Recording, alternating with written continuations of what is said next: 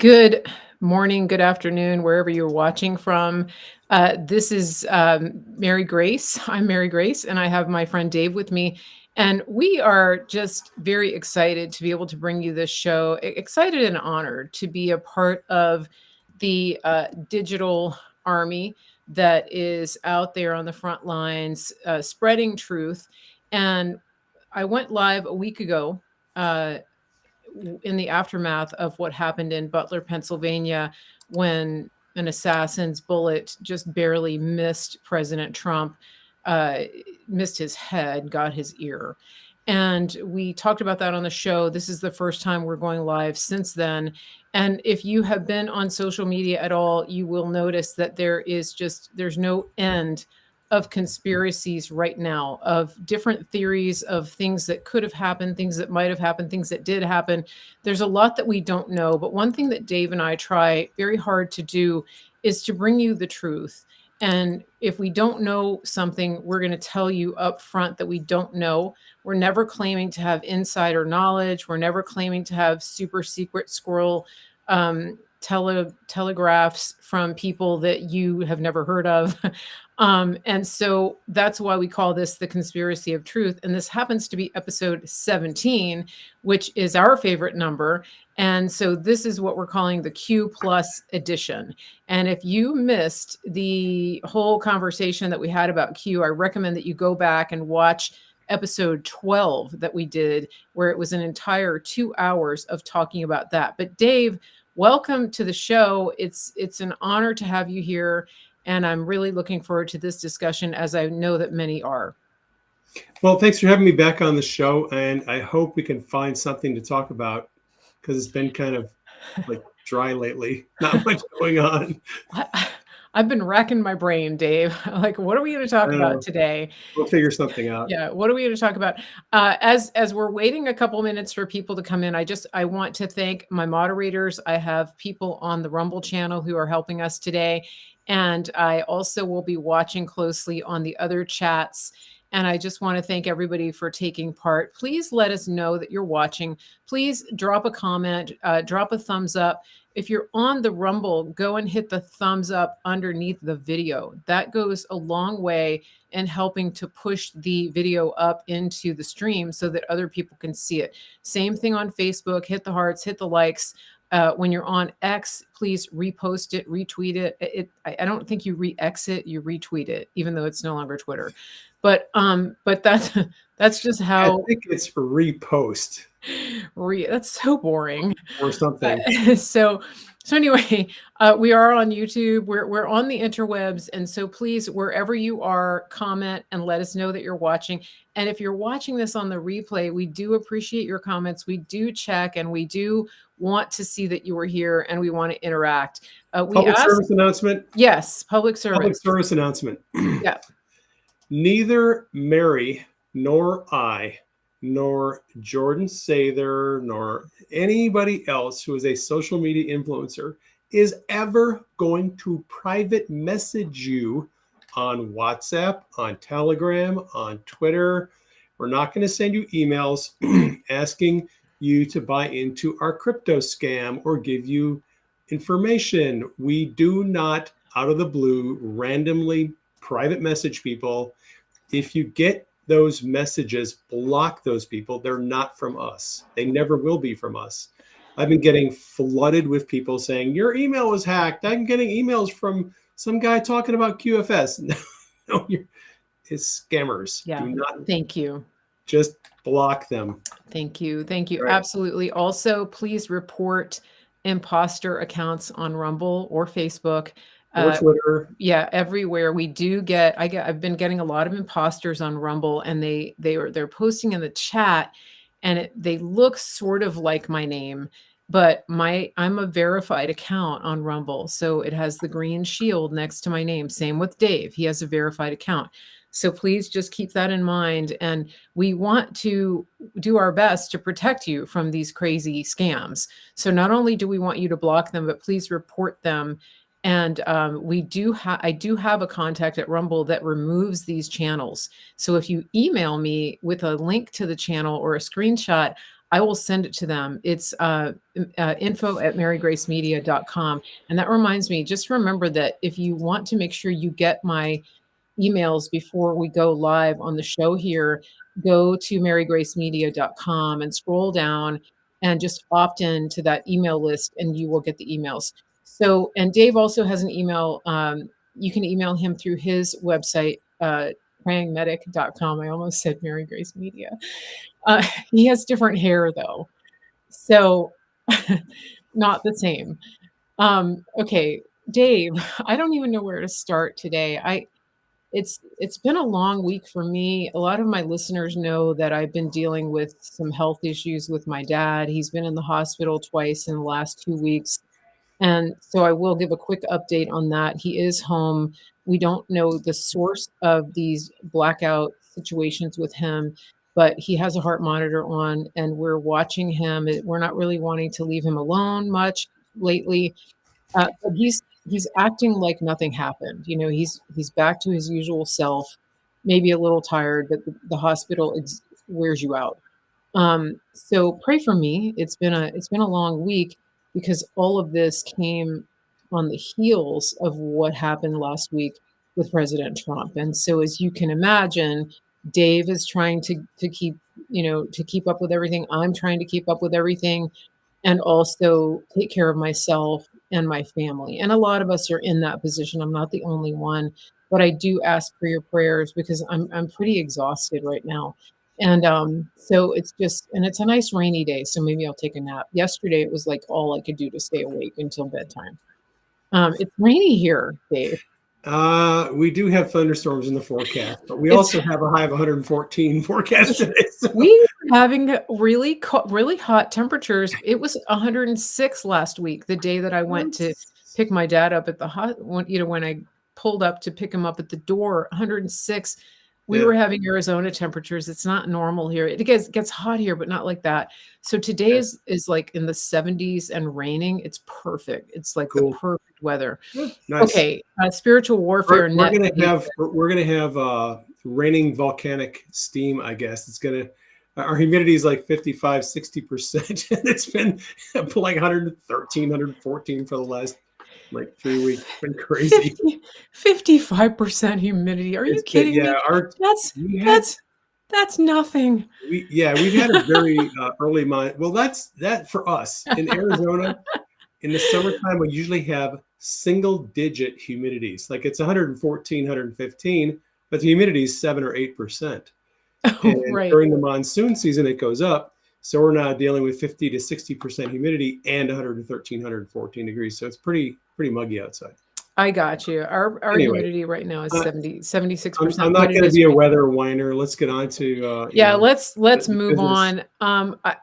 Let's see. The thing I wanted to I want to talk about obviously we want to talk about what happened with this assassination attempt.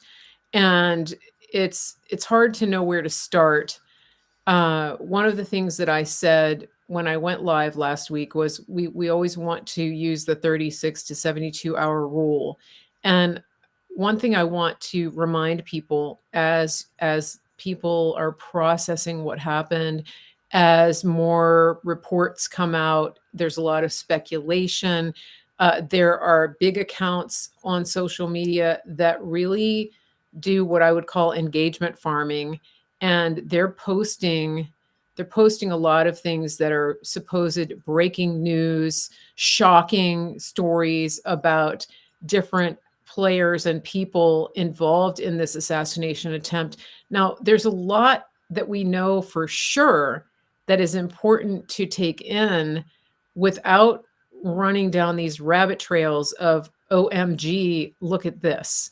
And so I want to encourage you to practice discernment, and everything that comes across your screen, give it 36 to 72 hours and just see what shakes out. Especially be careful about just randomly sharing all of the clickbait and the panic porn having to do with different theories coming out around this situation. Do you want to add anything to that, Dave?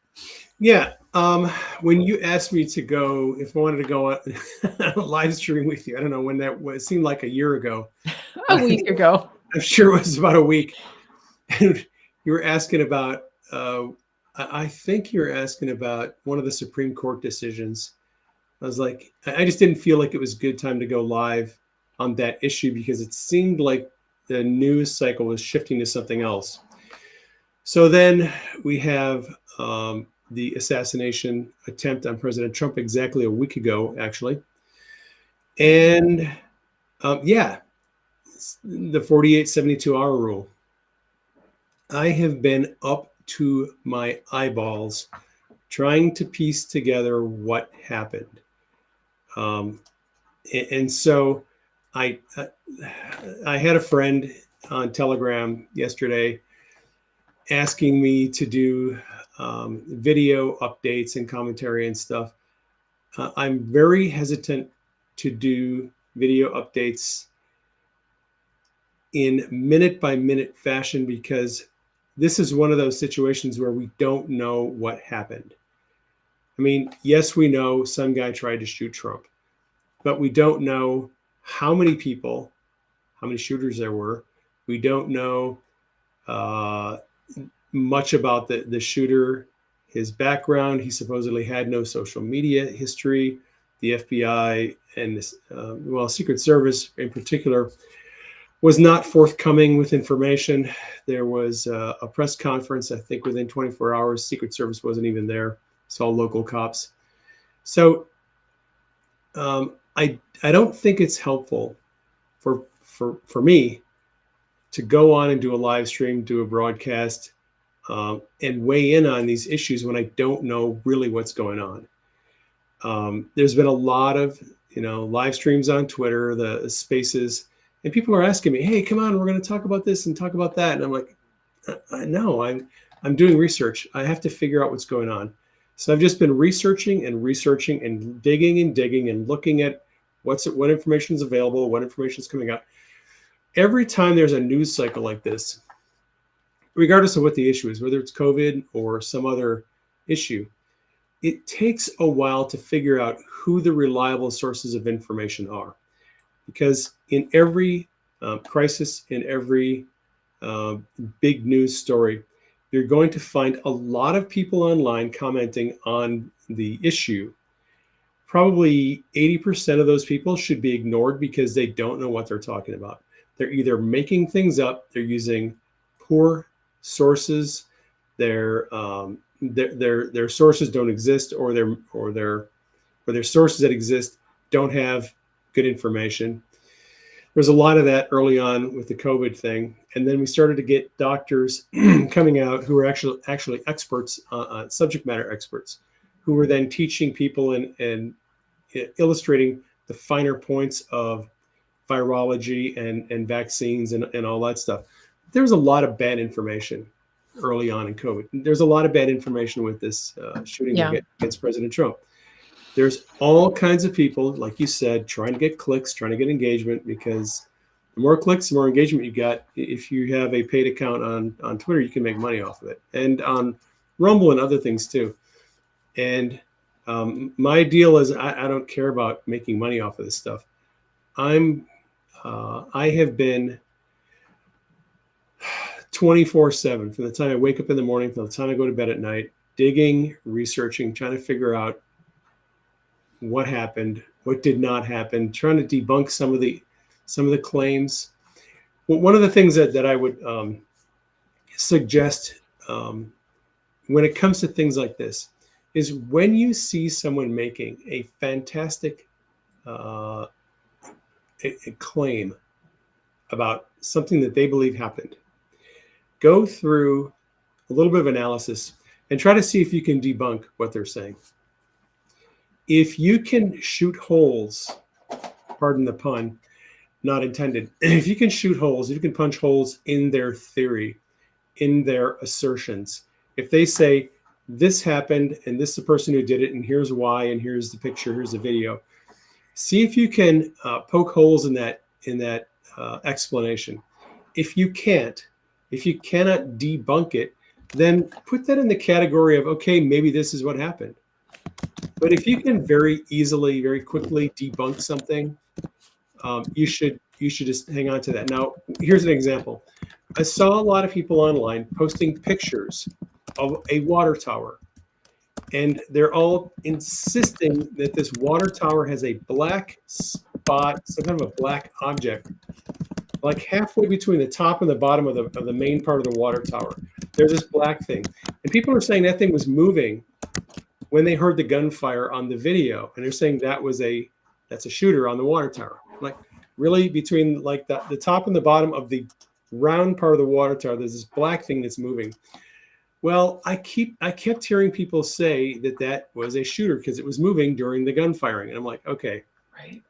So number one, what you're suggesting is there is a person who's either rappelling halfway down the top of the water tower, and then they stop and lock off their rope on a figure eight, and they start firing while they're in mid rappel, or they're levitating or floating somehow 120 feet off the ground. Like, that doesn't make any sense. Right. Right. And then people started coming up with better pictures of the water tower, and it's very clear there was a dark blue or black star on the water tower, and that's what people were seeing. Now, with respect to the water tower shooter, because there's a lot of people that are saying that there was a shooter on the water tower, and I'm going to have to go down this rabbit trail because there are some things that people are saying in witness accounts that are worth considering, but you have to consider them, I think, in the right light.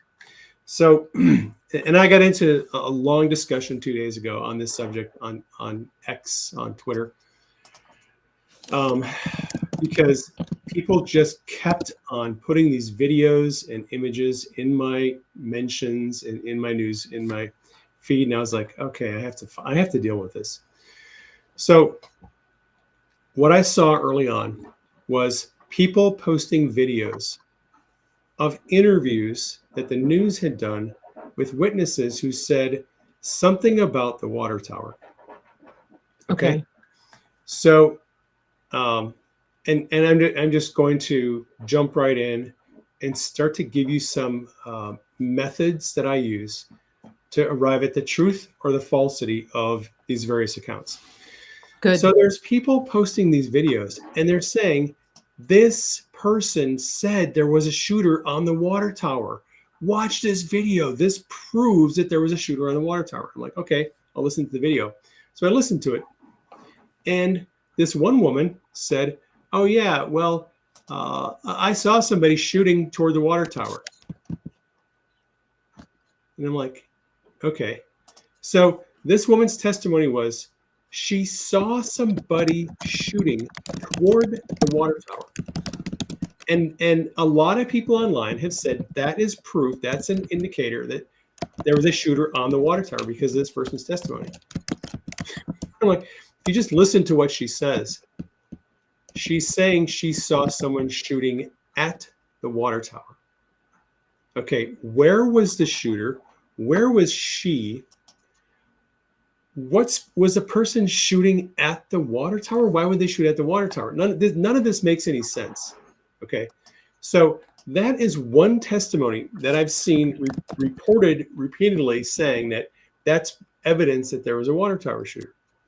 Now, there's another testimony out there from a woman who says she saw somebody, she said a sniper killed the shooter in the water tower. Interesting. Something to the effect of, I saw them kill the shooter or the sniper in the water tower. This woman thinks that she saw a shooter. She said in the water tower, maybe she meant on the water tower. And she believes that she saw the sniper in or on the water tower being shot by someone else. And so she doesn't describe where the shooter was, where either of the shooters were exactly, because she says in the water tower. And then we don't know who she's referring to as the one who killed the person in the water tower. She doesn't really elaborate on any of that. And so this is another one of those testimonies where I'm like, okay, what are you even saying? What are you claiming? Are you claiming that you saw the sniper in the water tower die? How did you see them die if that freaking water tower is like a quarter of a mile away? I mean, even on high res zoomed in videos, you can barely see any details on that water tower. How was she with unaided vision? She obviously didn't have binoculars. How would she be able to see someone on top of the water tower be shot and fall? Because a lot of the view to that water tower was obstructed from people who were there at the event. So I'm going through all of these claims by people, and I'm trying to kind of weed through what is testimony from a reliable witness and what is testimony from an unreliable witness. And I was trying to help people understand this. Like, just because you get a testimony from someone about what they believe they saw happen doesn't mean it's necessarily true. Let me give you an example. As a paramedic, my job is to interview witnesses to shootings, stabbings, motor vehicle accidents, plane crashes, bus crashes, all kinds of stuff. We have to go, one of the things we have to do on scene is we have to interview the victims and occasionally the witnesses and find out what happened. You were there, you were in the accident, you saw the accident, you were the driver, you were a passenger, a witness, what happened? So sometimes we'll have to interview more than one person. And if you work in law enforcement, this is your job. You get to interview witnesses and victims. And what you'll find out is that if you interview 10 people who were witnesses to the same event, you're going to get 10 different stories about what happened. Yeah. Now, you're going to find 80 to 90% of the people who will agree on the basic facts of the event. And then you're going to find 10 to 20% outliers who will disagree on the basic facts of the event and have a significantly different account of what happened. That makes sense. Yeah. Right. So Mhm. here's I'm almost done. And here's what happens. Some people just process things differently. Depending on your viewpoint, your vantage point, depending on your life experiences, your mind can actually take that event and transpose upon that event false memories of things that didn't actually happen.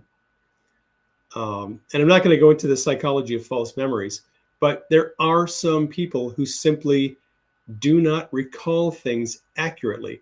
I have sat around with my brothers and sisters and talked about events that happened at family reunions and things that have happened. And I listened to their account and I think, were you even there? Because it's definitely not what I saw happen. Yeah. That's not what I remember happening. They describe it completely differently. So I'm saying all of this to simply say this.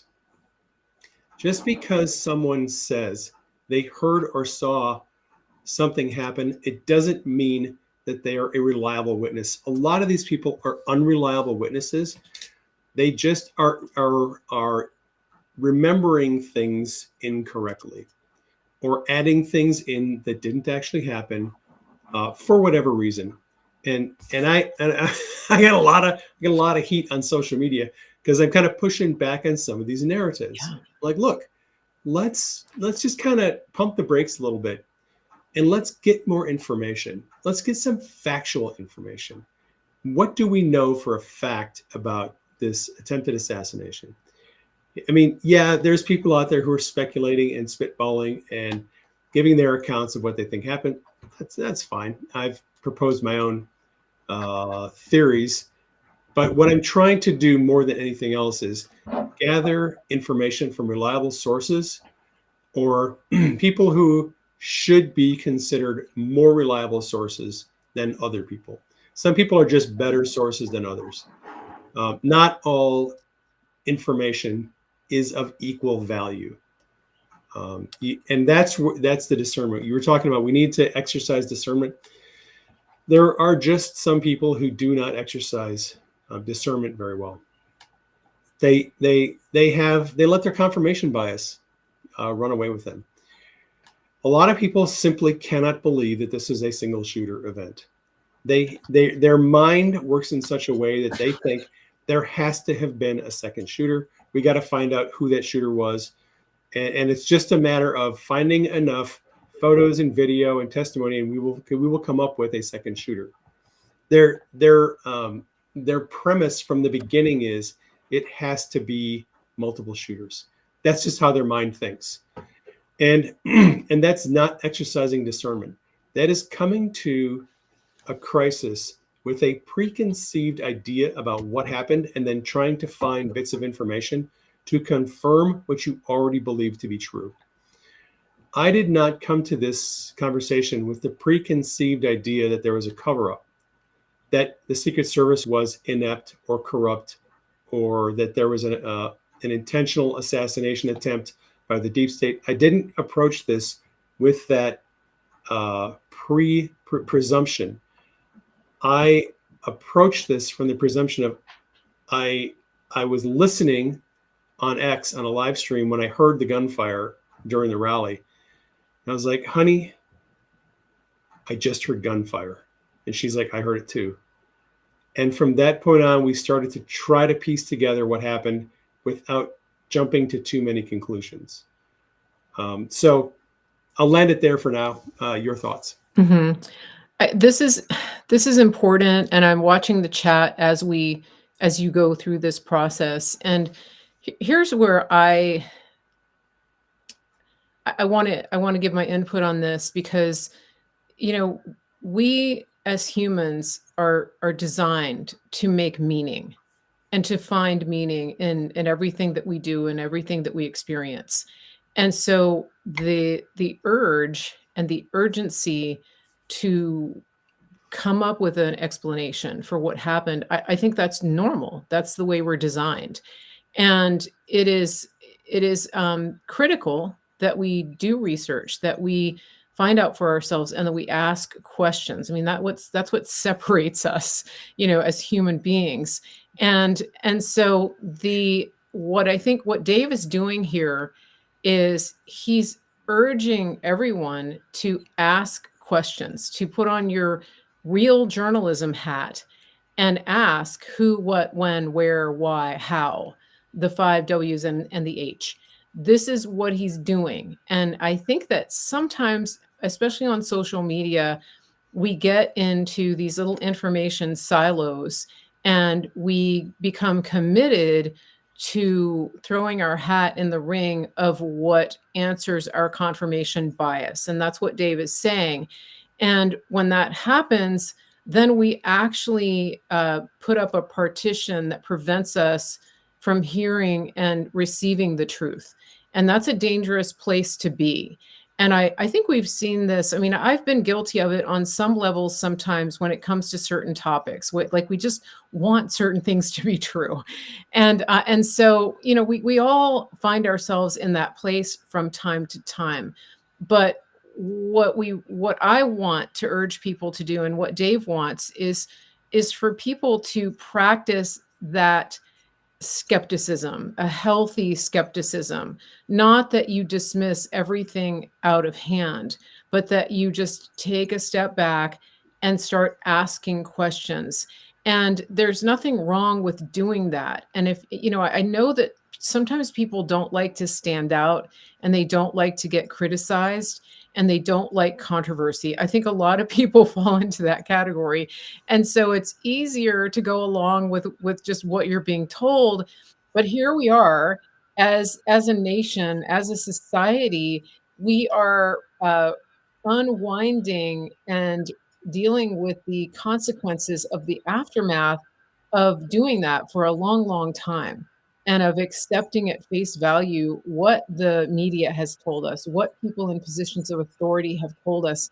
And if there's one thing I have figured out on social media and in the new media space is that there for every for every person who jumps out of the mainstream media matrix and goes searching for truth, there are probably 10 opportunists waiting to give them a soft landing to tickle their ears with a new version of the truth.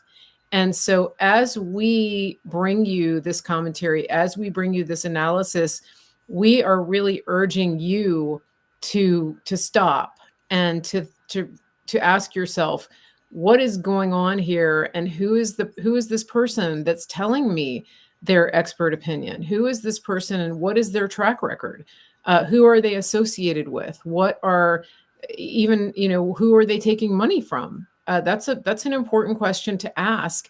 Look at their other social media. How long have they been in this information space? These are things that, as we become careful and thoughtful consumers and disseminators of information, that we have a responsibility to look deeper at the source of the information that we're finding. And so I corroborate what Dave is saying. And it doesn't mean that Dave may never come to the same conclusion as some of these people. It just means that he is going into an analytical space because he has integrity and he doesn't want to be throwing stuff out just because it sounds good in the moment. And so that's like our promise to you is that we're gonna really refrain from baseless speculation and sharing things that are just intended for clickbait and panic porn. That's really where we are. And I see people in the chat saying things like, you're the only source of credible information that I can count on.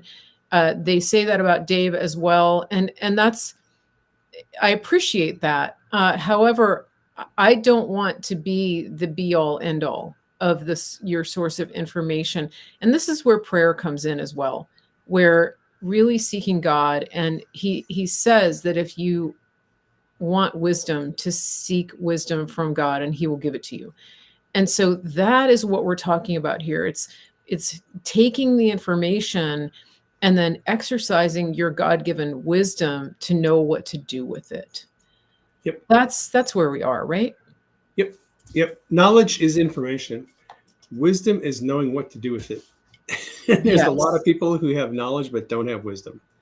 Yes, exactly. Um, And I think on a bigger scale of what happened, this is something that I talk about a lot.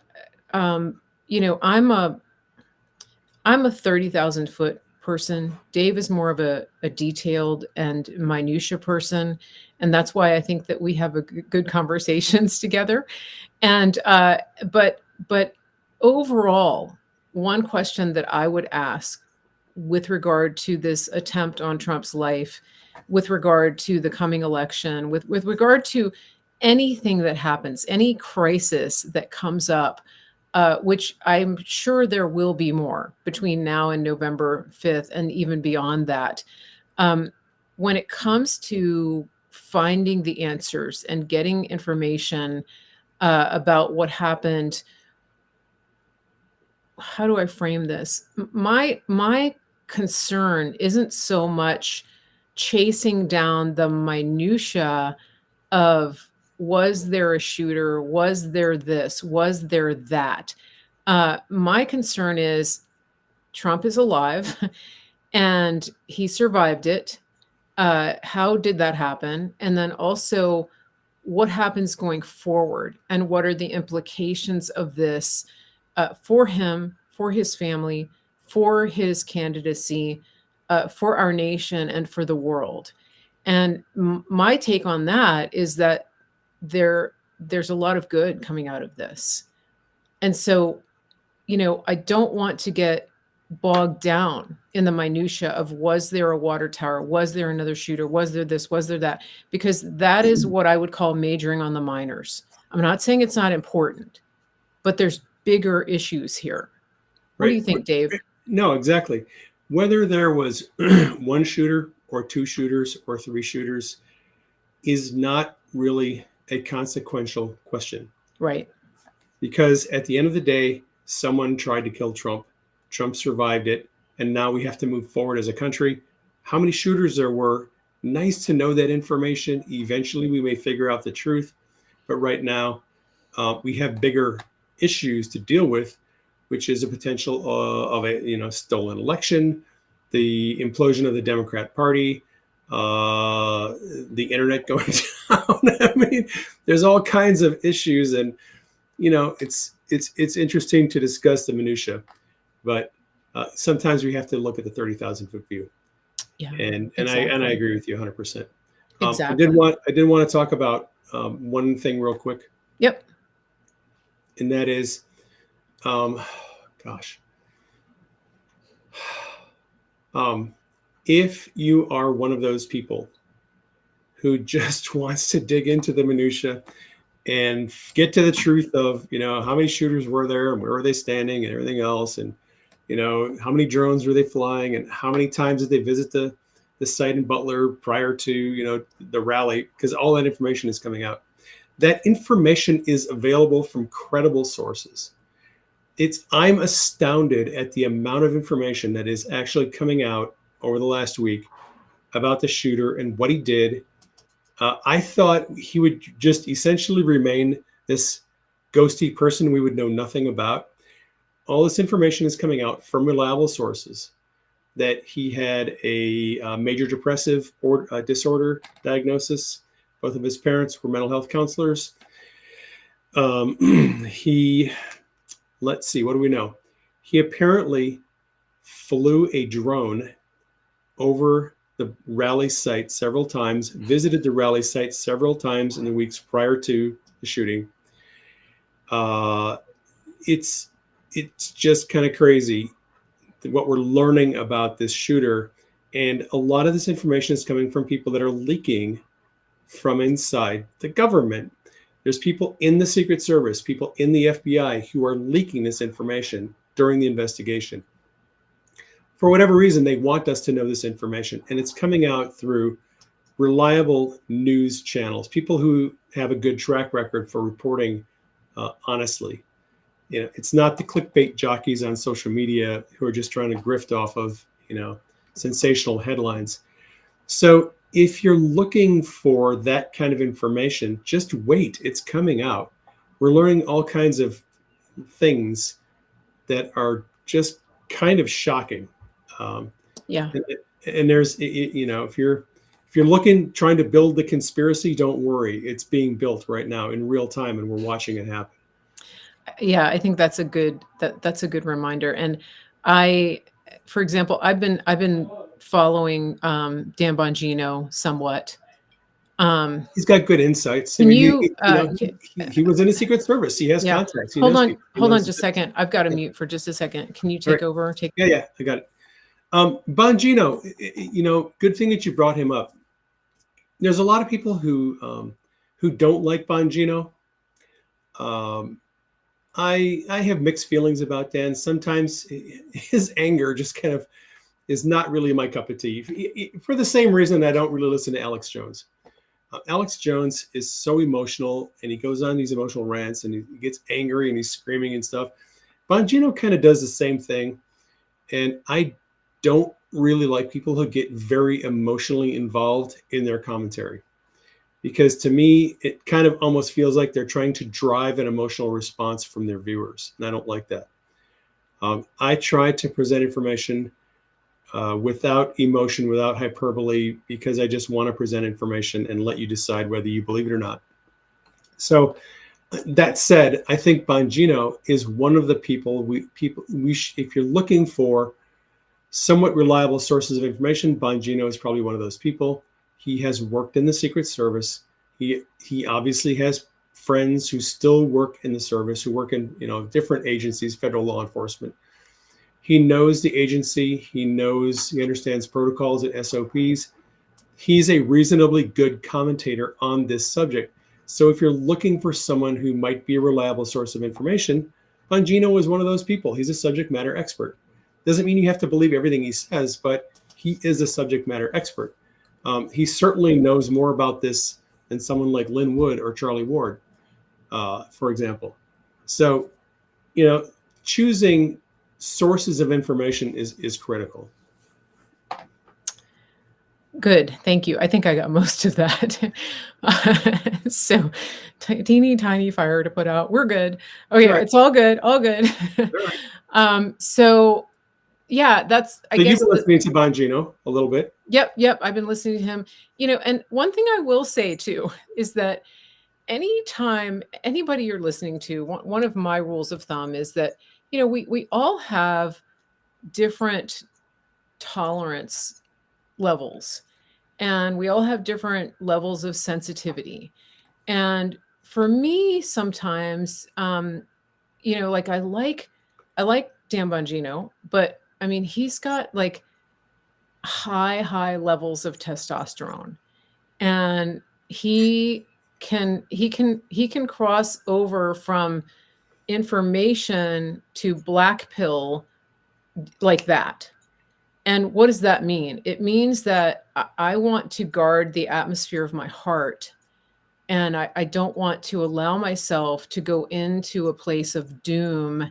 And when Dave talks about, getting emotional about things, I everybody has their own line where it's important to identify, have I gone from the point of just gathering information to having an emotional response that is then going to color not only how I think about this, but everything else that I do. And so is it going to have an impact on my overall effectiveness, for staying in the fight and for being present, even with my family and with all of the other responsibilities that I have? This is an important point, and it's a discipline. It's a mental discipline. It's an emotional discipline that we all have a responsibility to practice. And I think that that is a word that we would hear from somebody like General Flynn, somebody like Boone Cutler, who's been on the show. Protect your mind, control your emotions. That is what Dave is talking about. Uh, Somebody's objecting in the chat and saying if we don't get emotionally invested, we won't do anything. There's a fine line there, guys. Because again, if you are driven by your emotions, then you are going to be manipulated by every wind that comes along. That's where we are here. Okay. People can take action based on logic and reasoning, and you don't have to have an emotional driver to take action. It's not necessary. Yeah. I mean, I, we all do have emotions. I right. have, love of country, love of my friends, love of my family. I want to protect my family. I take actions because I love my family. I'm preparing, Yeah. right, for the crisis because I love my family. That's an emotional driver. Mhm. But I'm also preparing for crisis because logically, to me, it just makes sense. When you have the FBI director out there telling everybody we're going to have a cyber attack and it's going to take down our critical infrastructure, I don't have to be emotional about that. To me, that's logic. Like, oh, I should probably make some preparations in case that happens, right? Yeah. Yeah. And, So, and, yeah. and I think it comes with practice and experience as well. I want to. I'll give an example. So last week when I was with my dad and he had an episode which I thought was a stroke, we were actually camping, and so I went through a series of steps to try to deal with the situation, and within a couple of minutes, I was surrounded by people who were ready to help, and we were waiting for the EMTs to get there. But in the meantime, there was a nurse who came. There was a couple. There were different people, and I didn't know their abilities. I didn't know what they were capable of, but I just started very calmly giving people orders in a nice way, right? You do this, because I knew what needed to be done so that I could be ready to get in the car and follow the ambulance to the hospital. And so my focus was on communicating what was going on with my dad, and then the next step was to be able to get there and be with him once he got there. And so there were a lot of emotions happening, but I compartmentalized them. And, I remember as this was all going on, I got on the phone with my sister. And it's easy, especially when you're talking to loved ones, to want to fall apart. And I said to her, I said, I am I'm getting my thoughts in order right now as I'm talking to you, and then I'll process all of this later with you. I just wanted to let you know what was going on.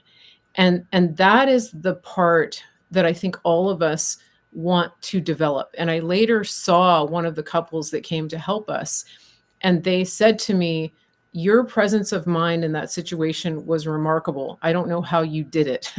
And then I remembered I used to teach kindergarten. So there's your answer.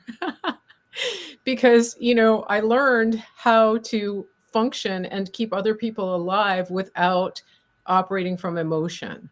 And this is what Dave and I are trying to explain to you, that as you get more invested in protecting your family, protecting your community, being involved, the emotional component, just it has to be compartmentalized. It doesn't mean that you don't take time later, right? I mean, I could use a good cry right now. I mean, maybe I'll just go watch a Hallmark movie and cry.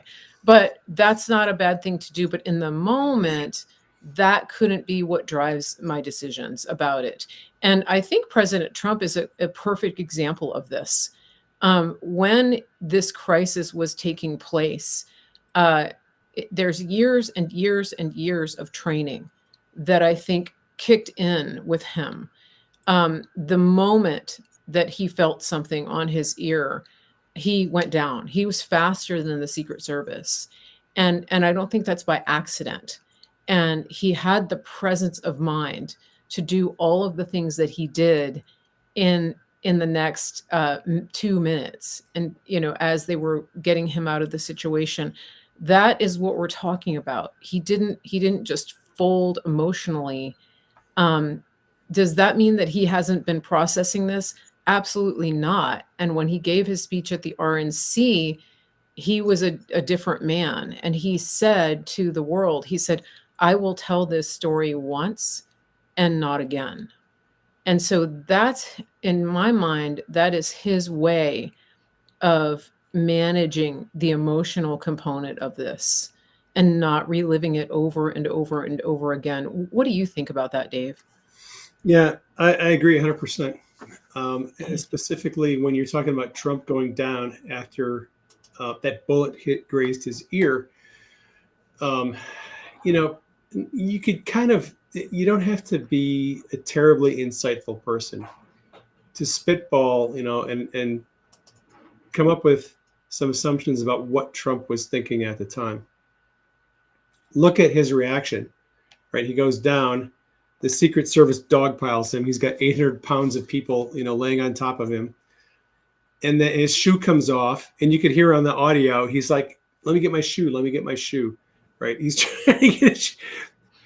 This is a time when it would be easy to give into emotion, but he was obviously pretty clear-headed, Yeah. and he had a thought process that you can see marching out. As the Secret Service was getting him up, allowing him to stand up, he's like, "Let me get my shoe. Let me get my shoe on." And then there was a pause, and they're trying to rush him off stage. And he's like, "Wait, wait, wait." Right? Why is he telling the Secret Service to wait? Because he knows he cannot let them rush him off stage, because people are terrified, wondering, is his candidacy over? Is he done as a candidate? Where is MAGA going? Where is our country going? And he decides he's going to put up his fist and fight, fight, fight. Right? He had the presence of mind.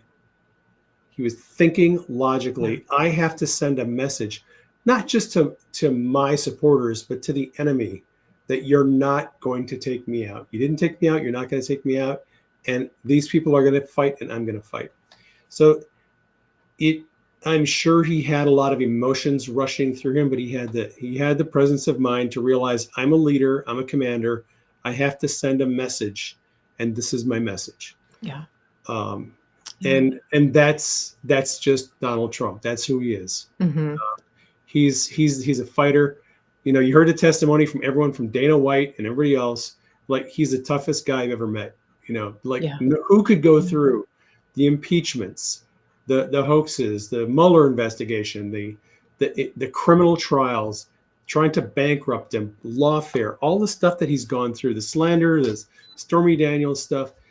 Who would have the the fortitude and the strength to stand up under all of that assault from every government agency, every politician who is, you know, a swamp creature, law firms, the media?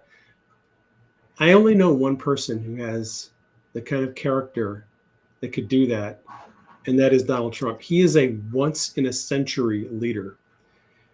You know, some people have commented that they haven't seen that kind of bravery and courage since Theodore Roosevelt. Roosevelt was actually shot while he was giving a speech, and he insisted on continuing the speech. Yeah. And a 90-minute message after being shot. You know, Teddy Roosevelt was a badass.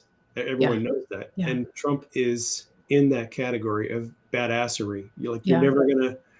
In another century, we might have another person like Trump. We're not going to see another person like him for 100 years, probably. I think so. And it's interesting too, because I was thinking about this, that there are people who want to discredit him as commander in chief because they say that he didn't serve in the military. And that's one of the things that the left uses to disparage him. And I think that what we saw last week uh, would dispel any notion that this man would not be fit to lead troops into battle. And as I was thinking about what happened and his reaction and just what we've seen over this last week, I keep thinking about a scene from Henry V, where the king goes, he dresses himself like a peasant, and he walks through the camp of his men. And do you know that I'm scene? familiar with the storyline. Yeah. Yeah. So it's, they don't know that it's the king. And he's doing that because he wants to take the pulse of his soldiers, but he also wants to encourage them and to give them the courage to keep fighting. And it's a very powerful scene. And for some reason, it keeps coming to mind. It's not a direct parallel, but in some ways it is.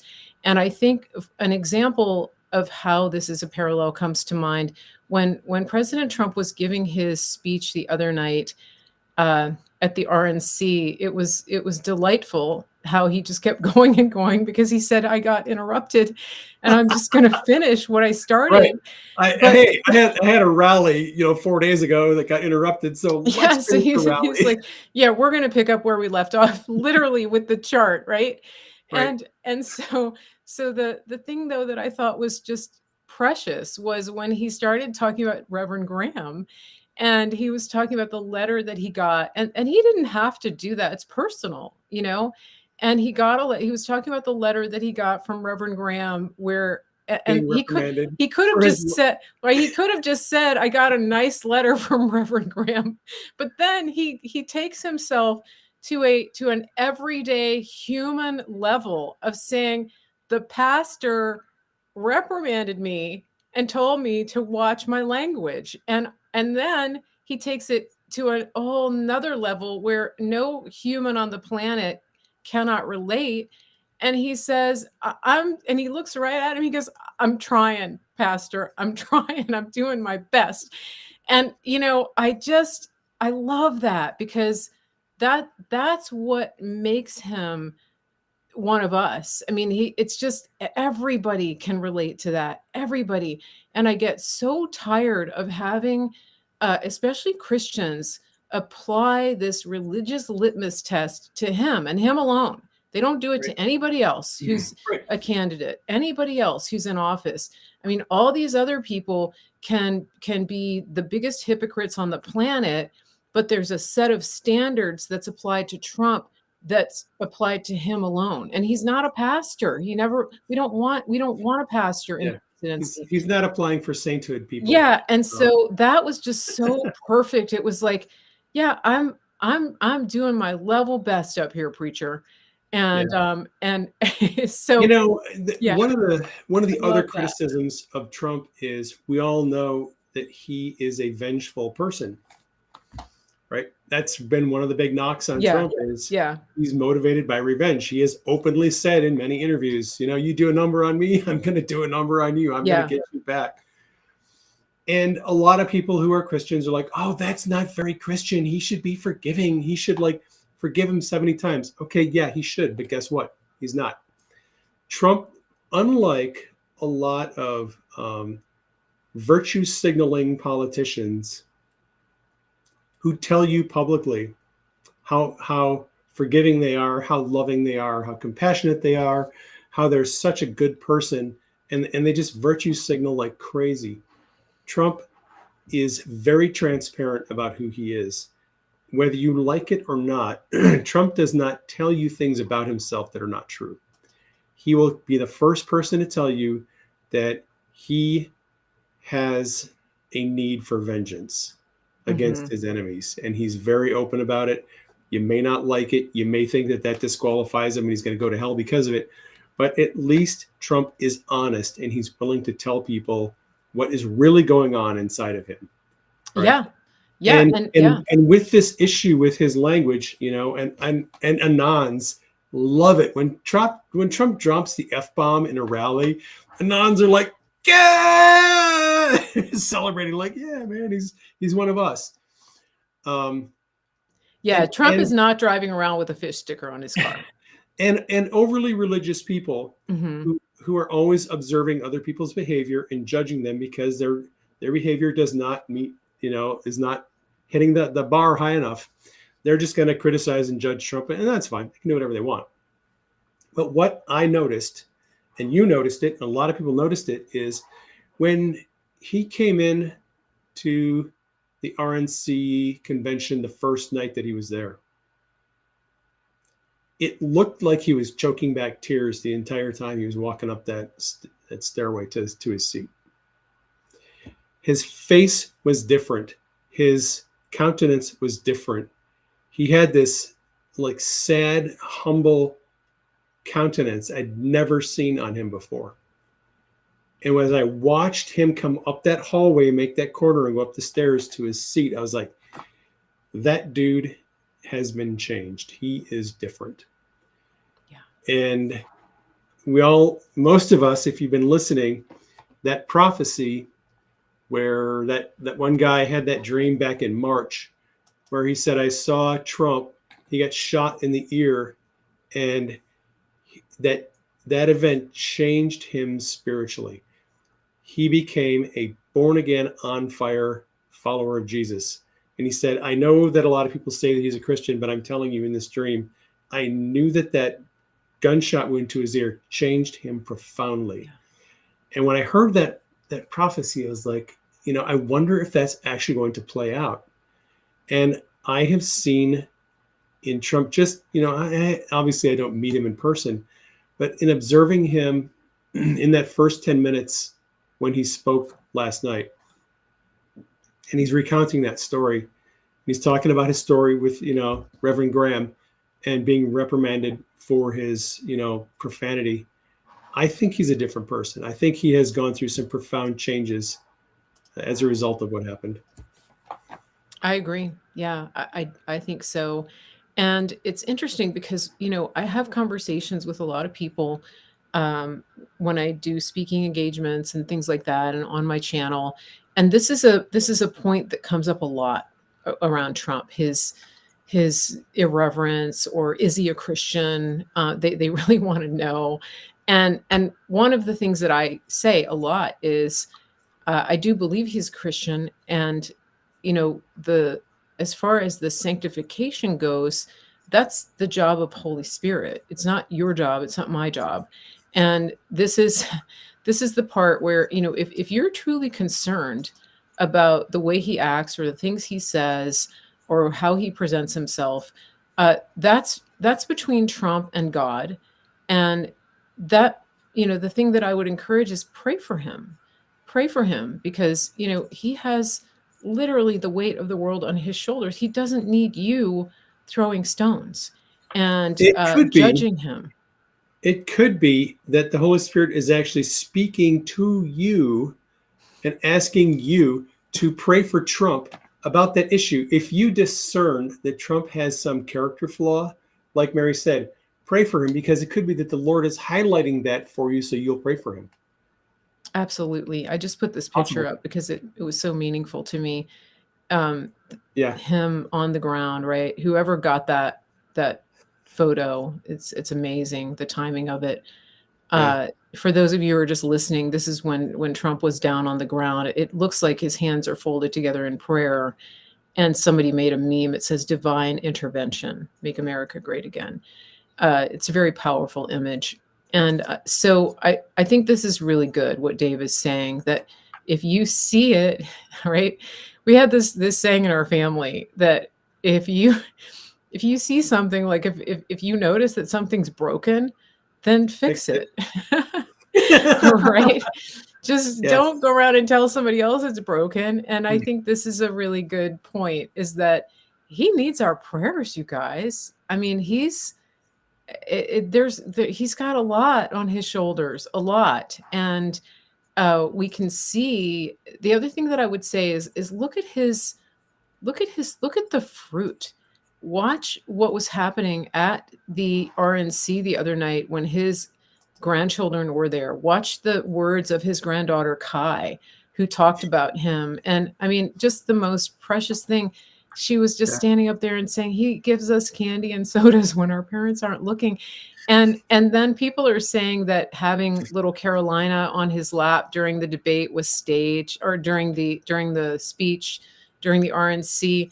You can't stage that. If anybody who's ever taken part in a wedding where you have children involved, I used to do wedding photography.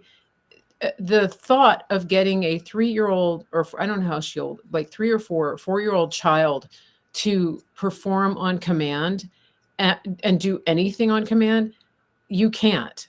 Believe me, you can't. And so the love and the care and the connection that he has with his grandchildren, that's genuine. You can't fake that. You may be able to fake it with an older child, but not a 4-year-old. That's just not Mary, happening. Rasmussen did a poll. Yeah. They polled people who self-identify as Democrats. Yeah. 1/3 of Democrats said they believe that Trump staged the shooting.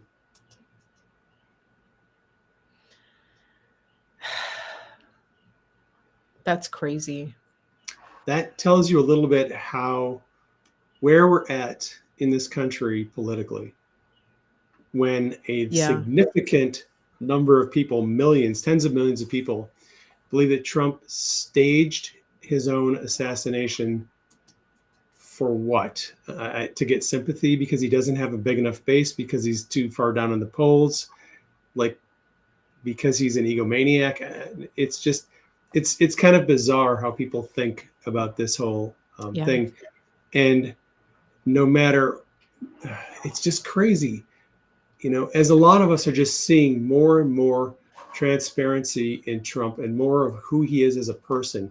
There's this other group of people who just keep on going down this rabbit hole, believing that Trump is this narcissistic dictator like Hitler who is just deceiving the entire world about everything. Yeah. It's Yeah. just, it's kind of insane. My Like question Scott, about that. like Scott Adams said years ago, there's two movies that are playing right next to each other. Some people are watching one movie and some people are watching another movie, and it's two completely different movies. And by the way, I Yeah. don't I don't listen to Scott Adams, but one of my admins does, Heather, and she was listening to Scott on his podcast, I think the day after the shooting, and Scott Adams, who's an atheist or agnostic, said, "Well, it does look like the good Lord has chosen Trump, and I say that I'm not even a believer." Like, Yeah. Yeah. I think so too. And My question for the people who think that he is going to go full Hitler this time around, that it's going to be the worst thing ever, literally shaking about what he's going to do in a Trump presidency. The question I have is this: how come he didn't do it the first 4 years? Like, what happened? How come? How Right. come people weren't put in camps? I mean, He had how? 4 years to put people Yeah, in concentration camps, to yeah. prosecute all of his enemies. Didn't do any of that. Why? How Why did he come? not do it? Yeah, how come he signed the First Step Act to let people who are unfairly incarcerated and given uh, unfair, lengthy sentences? How come he signed that to reverse those sentences? That like had Can somebody show me where Hitler did that, especially for minorities? I mean, if he's literally Hitler, just can you here's what I would do if somebody really cares to have this conversation. I would go point by point through Trump's policies in 26 from 2016 to 2020, and I would just say, "Okay, let's look at this policy. Can you show me where Hitler did the same type of thing?"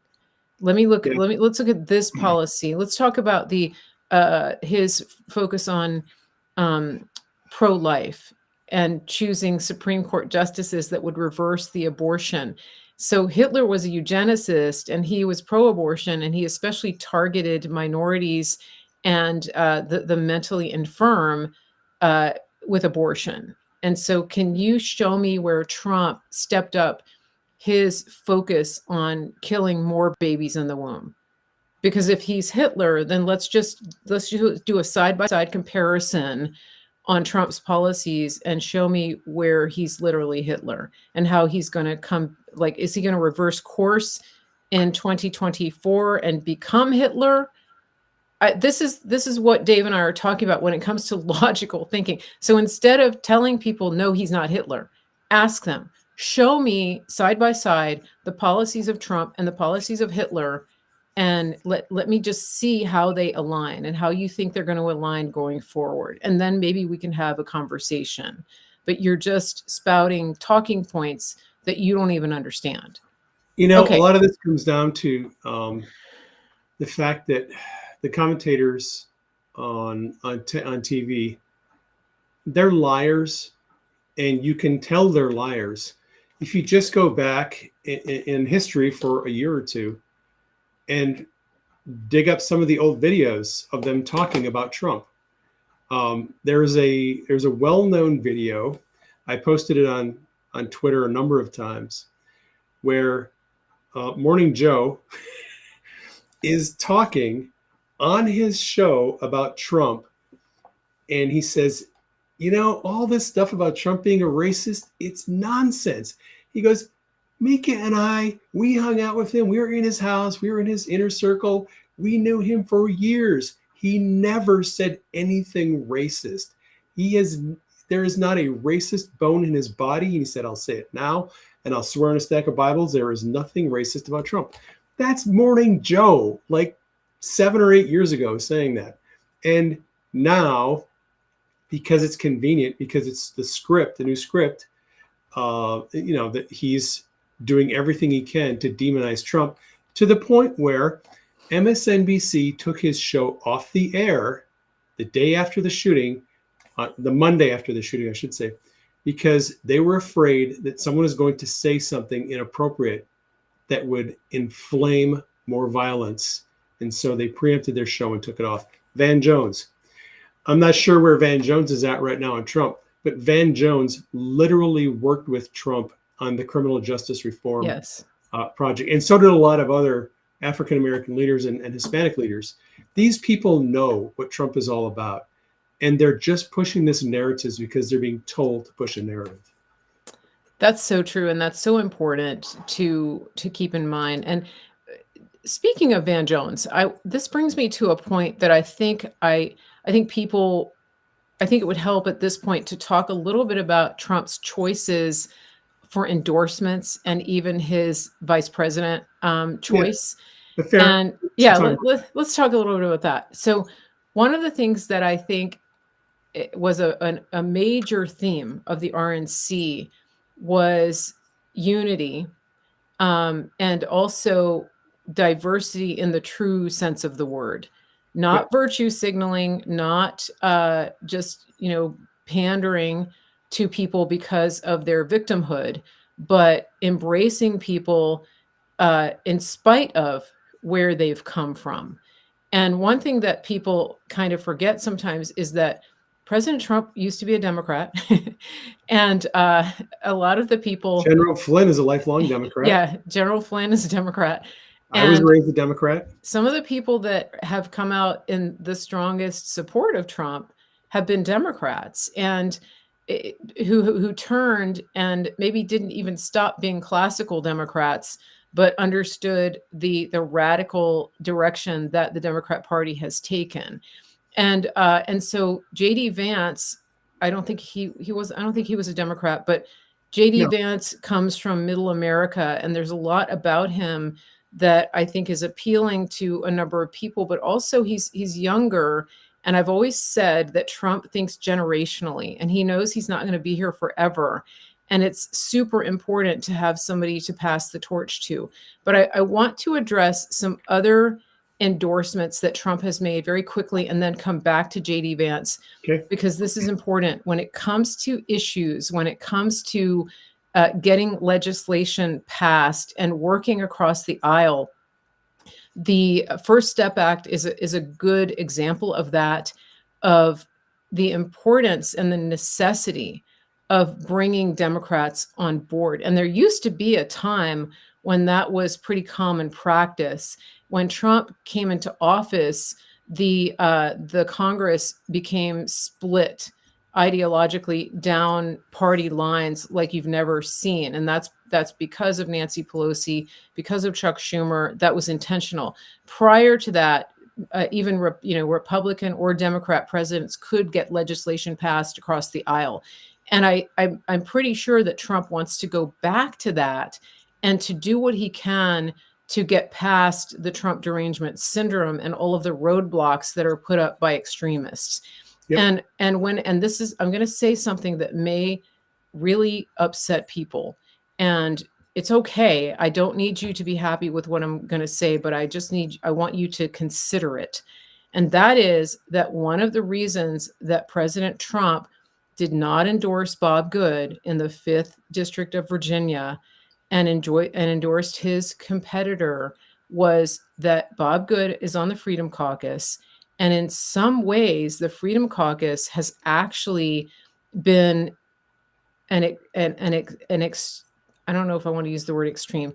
They have been kind of a hard-lined faction that has, in some ways, prevented Trump from getting the ball down the field, because they have stood on ideology in ways that at this time haven't necessarily been helpful. Does that mean that he doesn't value their opinions and their stance on things? I don't think it does. But I think as a pragmatist, in some ways, Trump needs to just get the ball down the field and not have his own team tackling him every time he tries to make a play. And so, with that in mind, another thing that I think Trump does sometimes is that he looks at an individual like Bob Good, um, and he realizes that because of the ideological stance that this person takes, that that Bob Good has so much, um, so many eyes focused on him that it's actually detracting from the overall mission. I don't know if that makes sense. It's kind of like when you have a star player and all of the defense is doing everything they can to take that player out, it actually like stops the game from moving ahead. And these are just my thoughts. It's just my thoughts. And because people wonder, like, why did he do that? Why did he go against somebody who's on the Freedom Caucus? I just think that he needs to, first of all, he needs to get in office. And I think that he needs to have a little bit of a more moderate team with him so that he can just get there and get some momentum. That's just my thoughts. Just my thoughts. Yeah, those are good thoughts.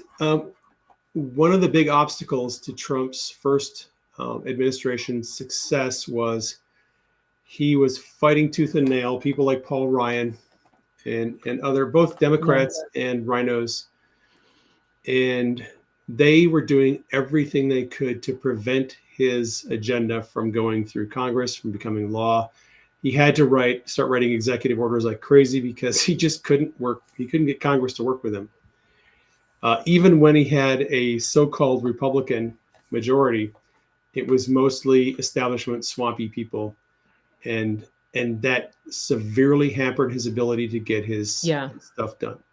If he comes in to office in January and has that same problem where he either has Democrat majorities in the House and Senate or Rhino-led Republican majorities, he's not going to get much done. It's going to be the same thing. We have got to get out, and we have got to get people elected. If we have elections, we can talk about that later. Yeah. Who will help Trump move the ball down the field? So yeah, I agree. And going back to JD Vance, there's a lot of people are online opining and criticizing JD because he's said a lot of nasty things about Trump. Well, like a lot of people who are good MAGA patriots today, they didn't start out that way. They had to come around and see that their own thinking was wrong, that their own belief system was wrong, their way of approaching politics was wrong. And somewhere along the way, JD Vance got red pilled, apparently, into believing that Trump actually is the guy that is best for America right now. And I'm not going to go into all of the innuendo and the criticism and JD's past and all their stuff. We just don't have time for that. So my perspective on JD Vance is he's a vice president.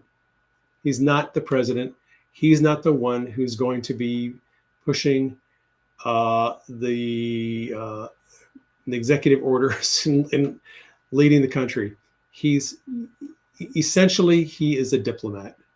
He's going to be probably like another Secretary of State. That's kind of the role that Pence played. Pence did a lot of diplomatic duties. He kind of served as like a second Secretary of State. He did a lot of overseas diplomatic missions. The vice president's job is to represent Trump and his policies to the world, whether that's internationally or domestically. I think Vance can do that. He's an approachable guy. He's a likable guy. He doesn't come off to me as a phony kind of career politician type person. It's not like Vance is going to have a major influence on policy. He could, if he has good ideas, he could certainly influence policies. He does have some good ideas. He's in favor of getting rid of the ATF. Let's hear it. Who's not in favor of that? He's got some good ideas. Beck has some good ideas. Yeah. Trump is surrounding himself with people who have good ideas. Cash Patel, General Flynn. Yep. They're all about draining the swamp like for real this time. Hopefully they'll get a chance to do that. So I would not be too worried about JD Vance as Trump's vice president. It's just a vice president where Trump is the one who's going to be setting the tempo. Do you think that JD will lead the way in the opioid crisis, in combating the opioid crisis, given his history and his, I have a feeling mother's addiction? Yeah, maybe. Yeah. And where he's from. I mean, the Rust Belt has been hit so hard by that. So I think it's something that Trump uses his people to spearhead those types of issues. He had people like Kushner was spearheading the relations with North Korea. A lot of people don't know this, but the reason why Trump went to North Korea and walked across the DMZ was Kushner set that up. Yeah, Kushner set up the Abraham Accords, and there are a lot of people in MAGA, especially Anons, who hate Kushner simply because he's Jewish. Yeah. But I would encourage you to consider getting Kushner's book and reading it. It was endorsed by Trump. And Trump told MAGA, everyone who is MAGA should read this Yeah, book. It's a great book. Kushner explains a lot of the behind the scenes stuff that happened during the Trump administration. And it's and really and, good. and Kushner and Lighthizer were the ones who got the North American, what is it, the USMCA, US Mexico Canada Yeah, trade agreement. yeah, he did. Kushner was a key player in setting that up Yeah, too. he, So I don't want to make this a yeah. piece about Kushner, but with JD Vance, whatever skill set he has, Trump will optimize that. Trump is really good at identifying people's abilities, their skills, and finding jobs for them that make the most of their skills. That's a good point. Now, one thing I do wanna say about Kushner's book, it's called Breaking History, and one of the best things about his book is when he writes about his experience with COVID, because he was on the task force with scarf lady Deborah Birx, and he just, without actually saying how stupid she was, he really does a good job of communicating just what a dingbat she is. So, that's very satisfying to read that part in his book, because he's a good writer and he's diplomatic in a way. Mm-hmm. Yeah. Um, but yeah, it's not left. Can we go back to the diversity thing on the Sure, RNC real yeah, quick? yeah. All right. So a lot of us were like kind of shock and awe at the RNC, like this diverse cast of characters with all their cultural differences. Look, okay, in the past, you can fact check me if I'm wrong, but the RNC has kind of branded itself as a white Anglo-Saxon Protestant organization. And Yeah. if you don't meet our criteria, don't even apply. I think it's very wise of Trump to change the tone of the RNC's messaging to actual, real diversity. Look, and this is the way I would say it. The Democrats and liberals and Marxists and all those people on that side of the aisle, when they talk about diversity, what they mean is they are willing to endorse whatever mental illness you want to manifest, as long as you will support uh, their agenda. They want you as a voter, they want you as a donor, and they will tell the world that your mental illness is fine and it's normal and we can accept it and everyone should embrace it. Whether it's trans or whatever it is, Democrats will endorse any bizarre behavior, whether it's pedophilia, it doesn't matter. They'll endorse everything and try to normalize it. And that's their idea of diversity. Trump's uh, message, this is my perspective, is that Trump has not endorsed any of the religious or cultural attitudes and behaviors that were on display during the RNC. He's simply telling people, look, if this is you, if these are your beliefs, if this is your view, I'm going to represent you as a voter, as a person who has legitimate concerns. Your concerns may not be religious. They may not be philosophical. They may not be an issue of sexual gender and orientation. Maybe you are trans, but you're really concerned about fiscal spending and taxes. Trump's like, look, I'm your guy. I will lower taxes. I will cut spending. We'll get this reined in. I think Trump is trying to get the RNC to appeal to a broader audience because it just makes sense politically. Not that we have to endorse all of their views and issues as the Republican Party, but it makes sense to have a bigger tent and say, look, if you want to help make America a great place to live, come into our tent. We'll have discussions about your religion, your philosophy, your gender ideology, whatever. But as long as you want to help us make America great again, come on in. We'll have those conversations. I think that's where this is going. The knee-jerk reaction from, the Puritans out on social media, I think, is a little overblown. I think so, and it's a religious spirit. It really Yeah. it wants to control other people, and the days of having the RNC be exclusive, like you said, to white Anglo-Saxon Protestant men, that's part of the reason, that's part of the thing that has repelled people, especially Democrats younger. have weaponized that, and Yeah. I'm glad that is being kind of done away with. Yeah, and I think Trump is doing, I mean, I think having his being so close to his family and having so many generations around him and having a son who's a Gen Z and having sons who are, he's got from Gen X to millennial to Gen Z, which not many people do. And so and then he has his grandchildren, and I think that that has really helped him. And he's very young in some ways. He's, I mean, he's driving around the golf course with his iPad. He's DJing at Mar-a-Lago into the wee hours of the morning. He's not your typical old boomer at all.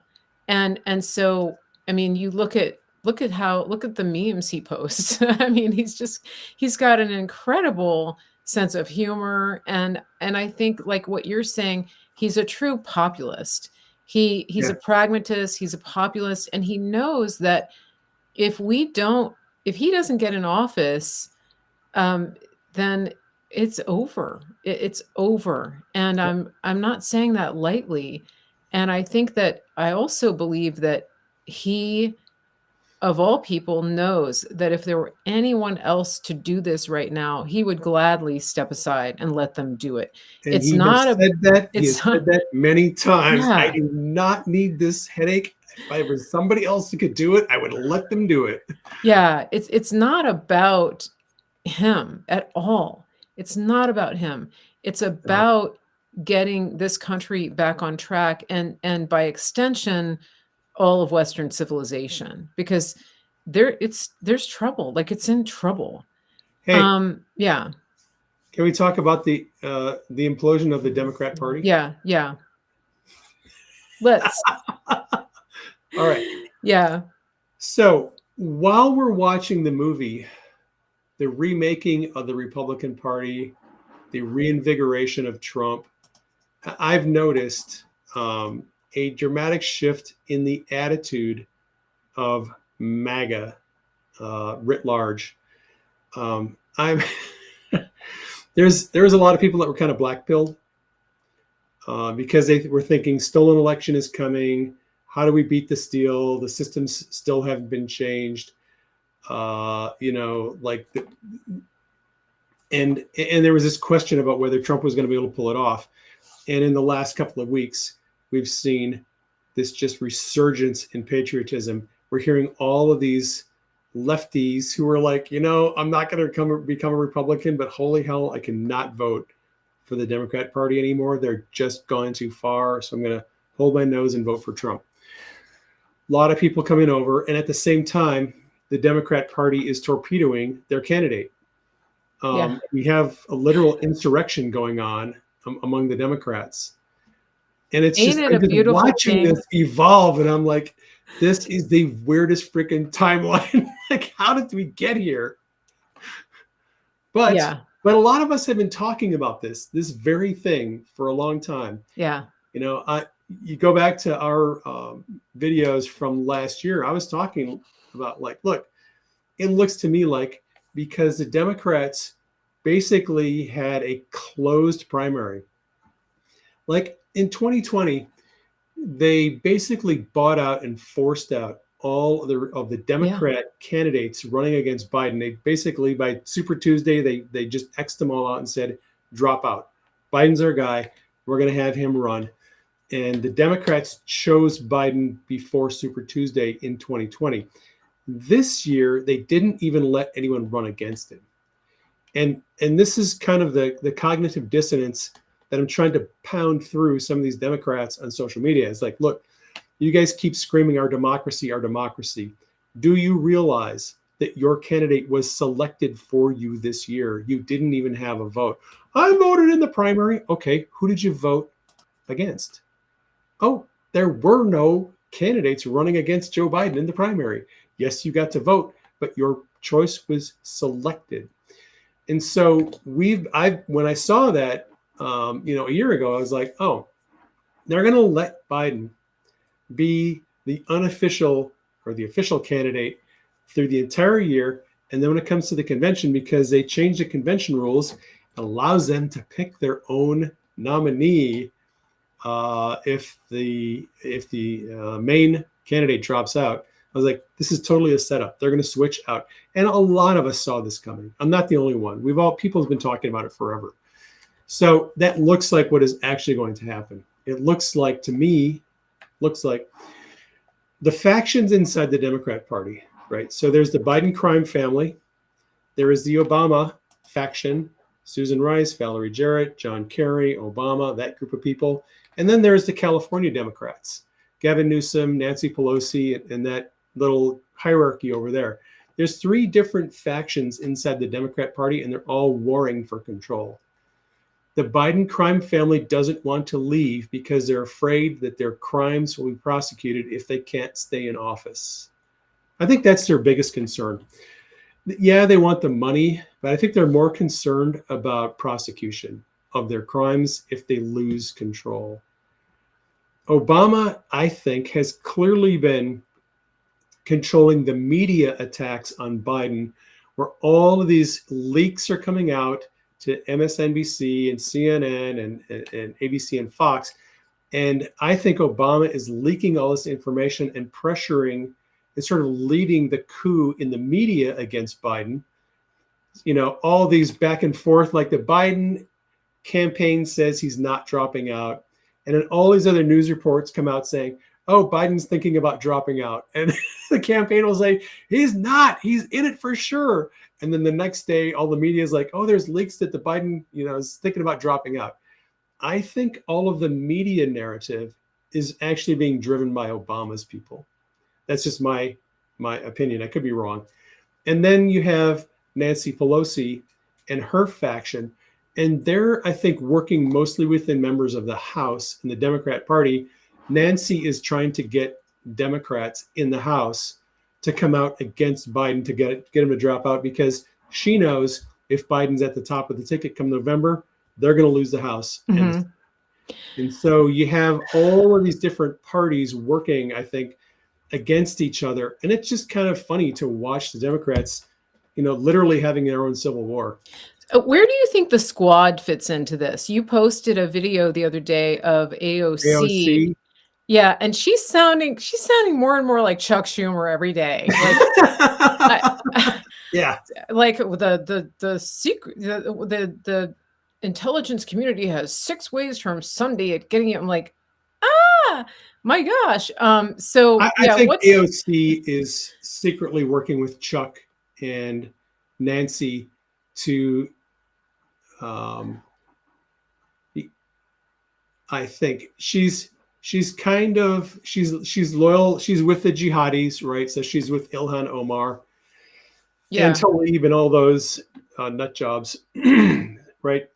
And they are pissed at Biden because Biden has been too pro-Israel for their liking, even though if you look at the views of people who are pro-Israel, they criticize Biden because he's been withholding support for Israel in a lot of ways. So Biden can't make any of those people happy. And I think that I don't really follow AOC a whole lot. I just thought that one video was very telling, where she's literally saying, everyone is terrified of Trump, and we will do anything necessary to make sure he does not get reelected. When she said that, I was like, oh, wow, that's some strong messaging from a member of the House, that they'll do anything necessary.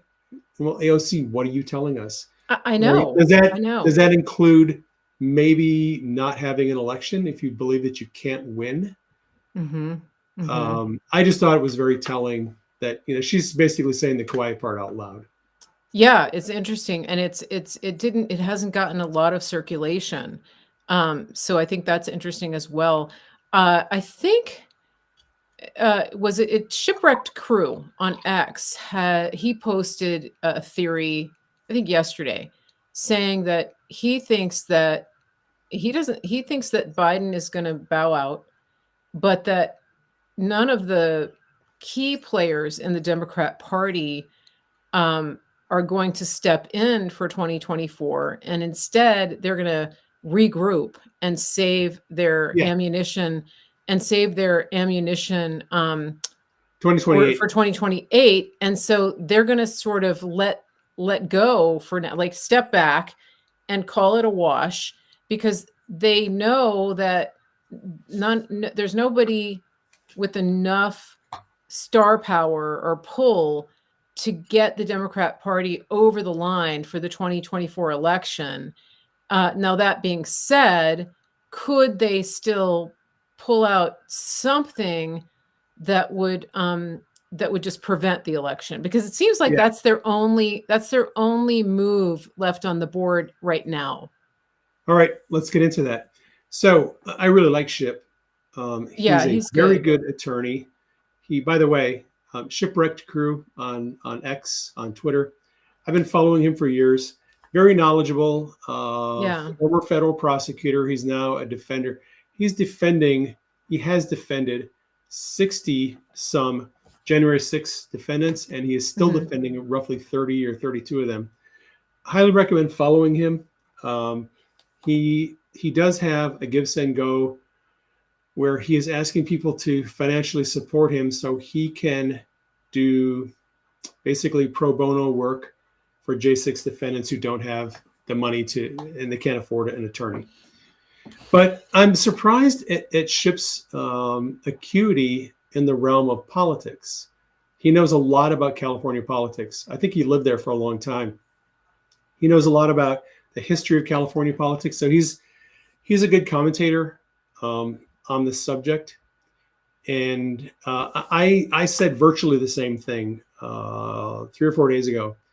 I said, look, anyone who has any reasonable intelligence, higher than room temperature IQ, who is a Democrat, who has political aspirations to be the president, is not going to go up against Trump. They're going to wait until 2028 when Trump is not running, because there's no way a Democrat candidate can actually think they're going to beat Trump this year. It's just not going to happen.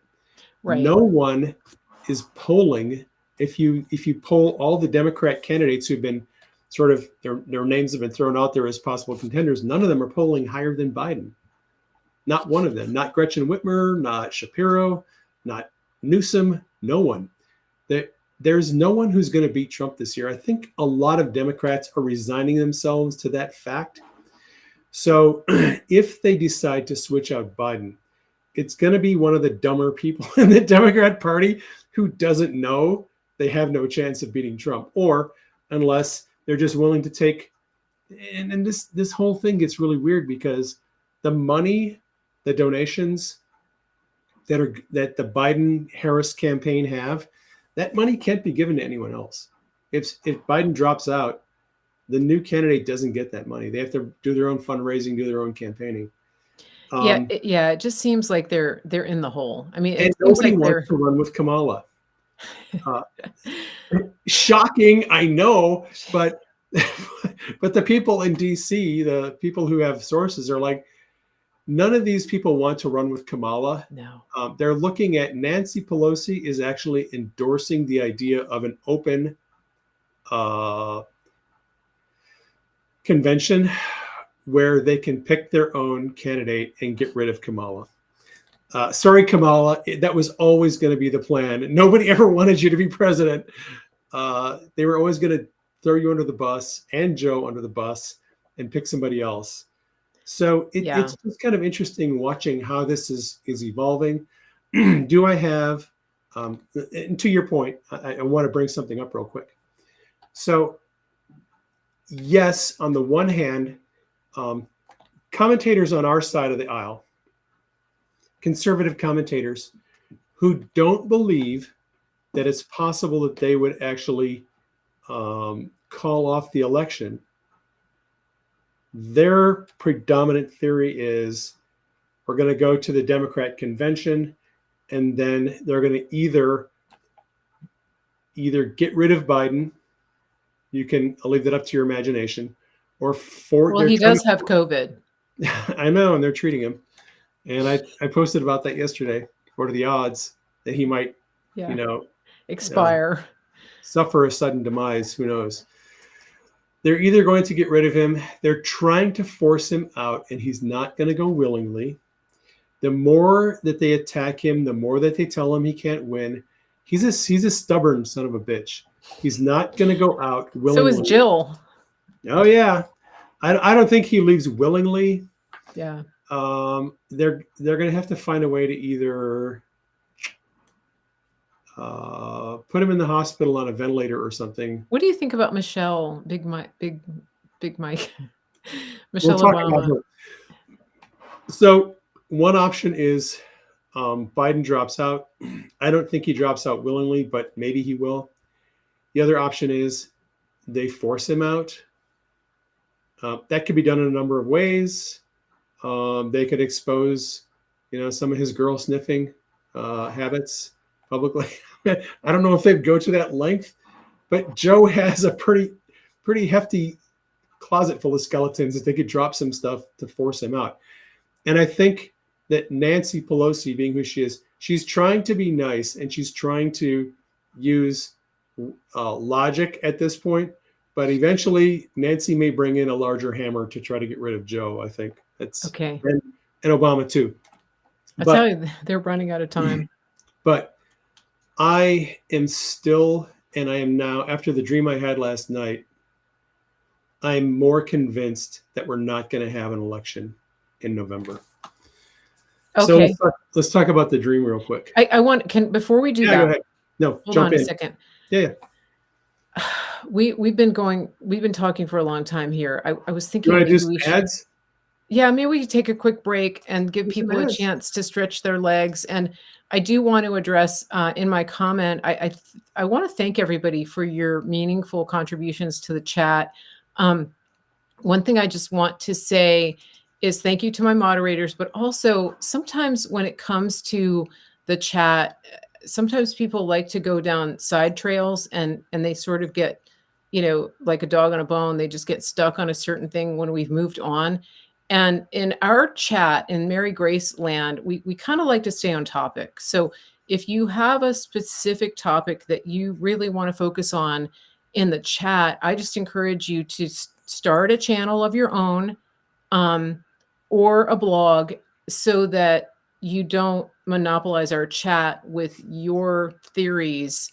It's just, it kind of annoys people because they're here to focus on what we're talking about.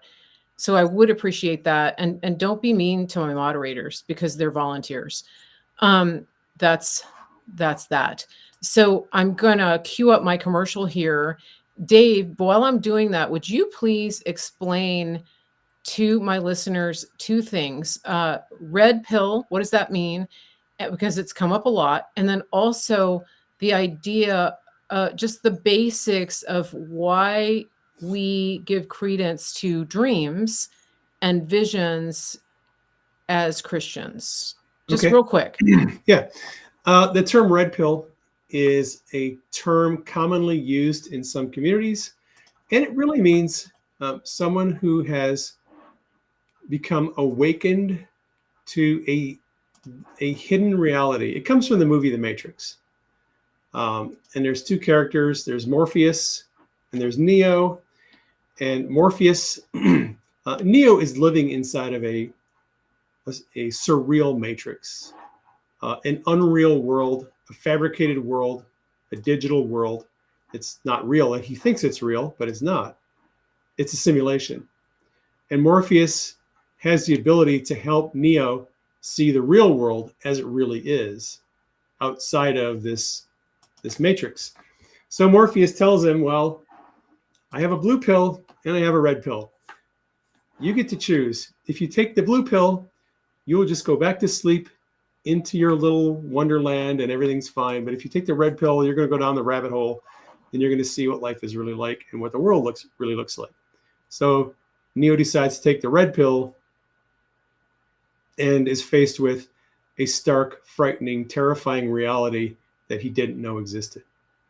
So it's an illustration of red pilling and being red pilled is the idea is having your mind awakened to the realities Mhm. of how the world actually works outside of the contrived narrative we've been spoon fed through churches and colleges and high school and our parents and the media, who all usually create a false narrative. And that's red pilling.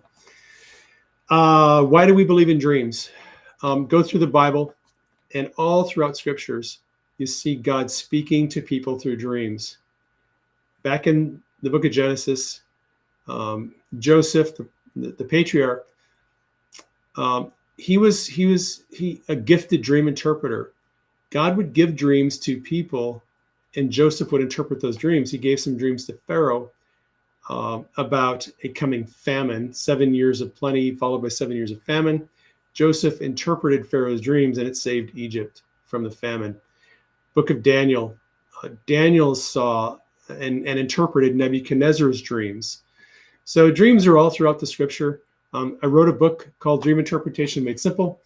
A lot of people don't know this, but God speaks to everyone through dreams. There are a few people who say they don't have dreams. I didn't have dreams for a long time, but God speaks to us through dreams. And even the most silly, mundane, idiotic dreams sometimes hold profound truths if you're willing to look into them and interpret them. All right, that's my soapbox. Are you ready with your? I was muted. Yeah, I have my commercial queued up. So this is about 3 or 4 minutes. Don't tune it out totally, because the thing is, when you listen to the commercials and you buy from the America First companies that partner with us, it actually gives us a little commission here. And that's what helps me keep the show going and keep the bills paid and things like that. It also helps me to be doing what I do basically part to full time and to be a caregiver for my dad. So it's win-win. And so please just consider going and checking these out. I wanted to say one thing about our partners at Synapse Center for Health and Healing. It's official synapse.com. I saw some friends the other day. I was at a local event, and they said that they had one of my friends and her mom had both signed up to be patients, and they're so excited about onboarding with them and about the process that they're using, because it's so different from the traditional system of going into the disease management system that we know of as modern healthcare. And so Synapse does what they call functional medicine. And I did an interview last week with Dr. Troy. You can find it on all of my channels if you want to know more about that. We talked really a lot about autoimmune conditions, and so many people have that.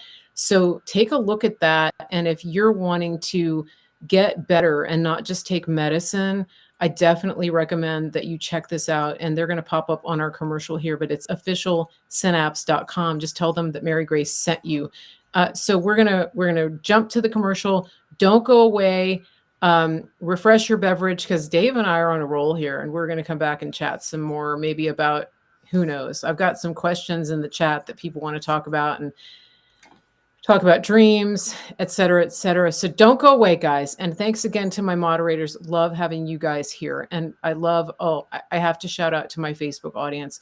You guys are amazing. You've been just giving me so much interaction and feedback on the Facebook. And now that Zuckerberg doesn't think Trump is literally Hitler, who knows? Maybe we'll have even better luck over there on Facebook. We'll see. Okay, we'll be back. Listen, your health is your best investment. We have a country to save, and we need people who are in the best shape of their lives, physically, mentally, spiritually. Why not connect with a team who cares about you on every single level from the inside out? Official Synapse is that team. Officialsynapse.com. It's official, synapse.com. Tell them Mary Grace sent you, and they will treat you like family. If you're like most people, you really probably haven't thought about transferring your paper dollars into physical gold and silver. But I want to tell you a story. My friend Andrew Sorcini over at Beverly Hills Precious Metals, he recently went overseas and he wanted to buy a watch. He likes fine watches. He took 3 currencies with him. He took gold, he took Bitcoin, and he took American dollars. Now, there used to be a time when the American dollar was king. I remember that when I used to travel overseas. Everybody wanted dollars. The people that he was dealing with would not take his dollars because the dollar is so devalued around the world. They wanted the gold. So this is what I recommend to you. I want you to think about this. If you have cash in the bank, if you have an investment account that you have worked hard for years to accumulate, consider the value of converting that money into physical gold and silver. You're not buying something that's losing value. You're changing those worthless dollars into a tangible physical asset that will go up in value, which it has done historically. Here's what you're going to do. You're going to go to bh-pm.com. The first thing you're going to do is schedule that free consultation. Second thing, just think rationally about this, pray about it, go to the Lord, see what the best decision for you and your family is. I can't tell you that. I don't want to pressure you into that. What I do know is don't be scared, be prepared. And so the third thing you want to do is make a decision for you and your family. Make a decision, take action. bh-pm.com.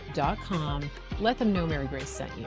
When it comes to food, we really want to be aware of what is in the food that we're consuming. And that includes different types of technologies, jibber jabbers, technology that can alter your genetic makeup. And this is why we want to focus on American grown beef that isn't injected with things that you wouldn't put into your own body. We really don't know what tomorrow is going to bring. We saw 4 years ago what happened when the whole country shut down and people couldn't even go to the grocery store. We saw what happened when meat and other foods were rationed, and that could happen any day. We want you to be prepared. We want you to take action. And one of the best ways to do that is to secure food for yourself and your family. What better way than to go to griddownchowdown.com, use promo code Mary Grace, get a sustainable, reliable, shelf-stable source of high-quality American beef. All you do is go to griddownchowdown.com, tell them Mary Grace sent you, put your order in the basket and check out, and you're good to go. The other thing you can do is you can get a subscription. If you do a subscription, you're going to get this freeze-dried beef delivered to your door every month. And you're going to save a little bit while you do that. You're going to stockpile it, or you can just cook with it. Some people are just using it for their regular cooking. It's really up to you, but it's super convenient because it's freeze-dried and it's shelf-stable for 12, 15 years or more. Go to griddownchowdown.com and use promo code Mary Grace. I just want to give a shout out to everybody who watches this show. Thank you for being a participant. Thank you for being a loyal audience member. I just want to remind you, if you like what you've seen, please share this and don't forget to subscribe, turn on your notifications, and also sign up for my email list so you never miss a show.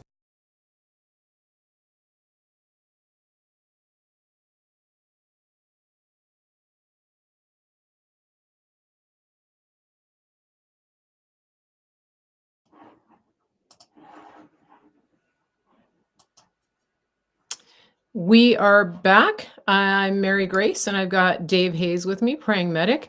And we have a fantastic conversation going on here on the channel. This is Conspiracy of Truth, episode 17, the Q Plus edition. And we were talking prior to this about all kinds of things, mostly President Trump and the election.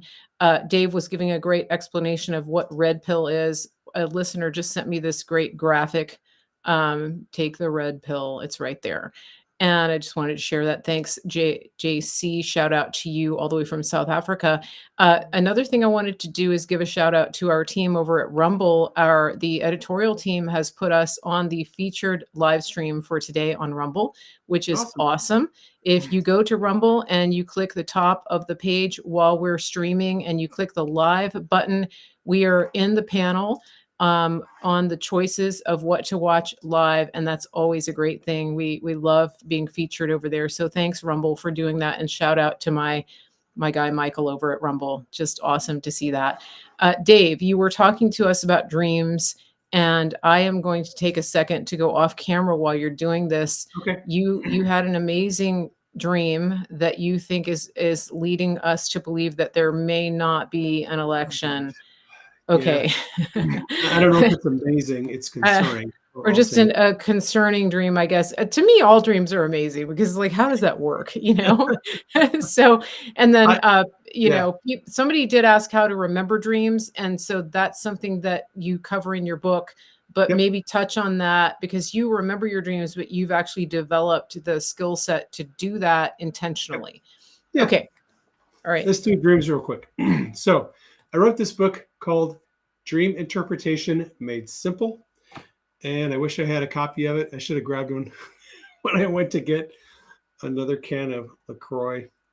That is the key lime LaCroix. That is my beverage of choice most days. So I wrote this book called Dream Interpretation Made Simple because after 25 years of never having a single dream, I started having dreams all the time. Right now, I have dreams every night. And the Lord has shown me a way, a kind of a discipline to a way of remembering my dreams. And that is to, it's hard to do, but if you have a dream, the process is as soon as you wake up, before you do anything, before you turn on the light, before you go to the bathroom, before you go get something to drink, before you do anything, turn over, roll over, go to your nightstand, grab a little pen, have a little flashlight if you need it, and a little note card or something, and write down the basic ideas presented in the dream. I have been journaling my dreams since 2008. And I have stacks and stacks and stacks of note cards of all my dreams. The ones that I can remember. Occasionally, I will forget a dream. Most of the time, I remember them.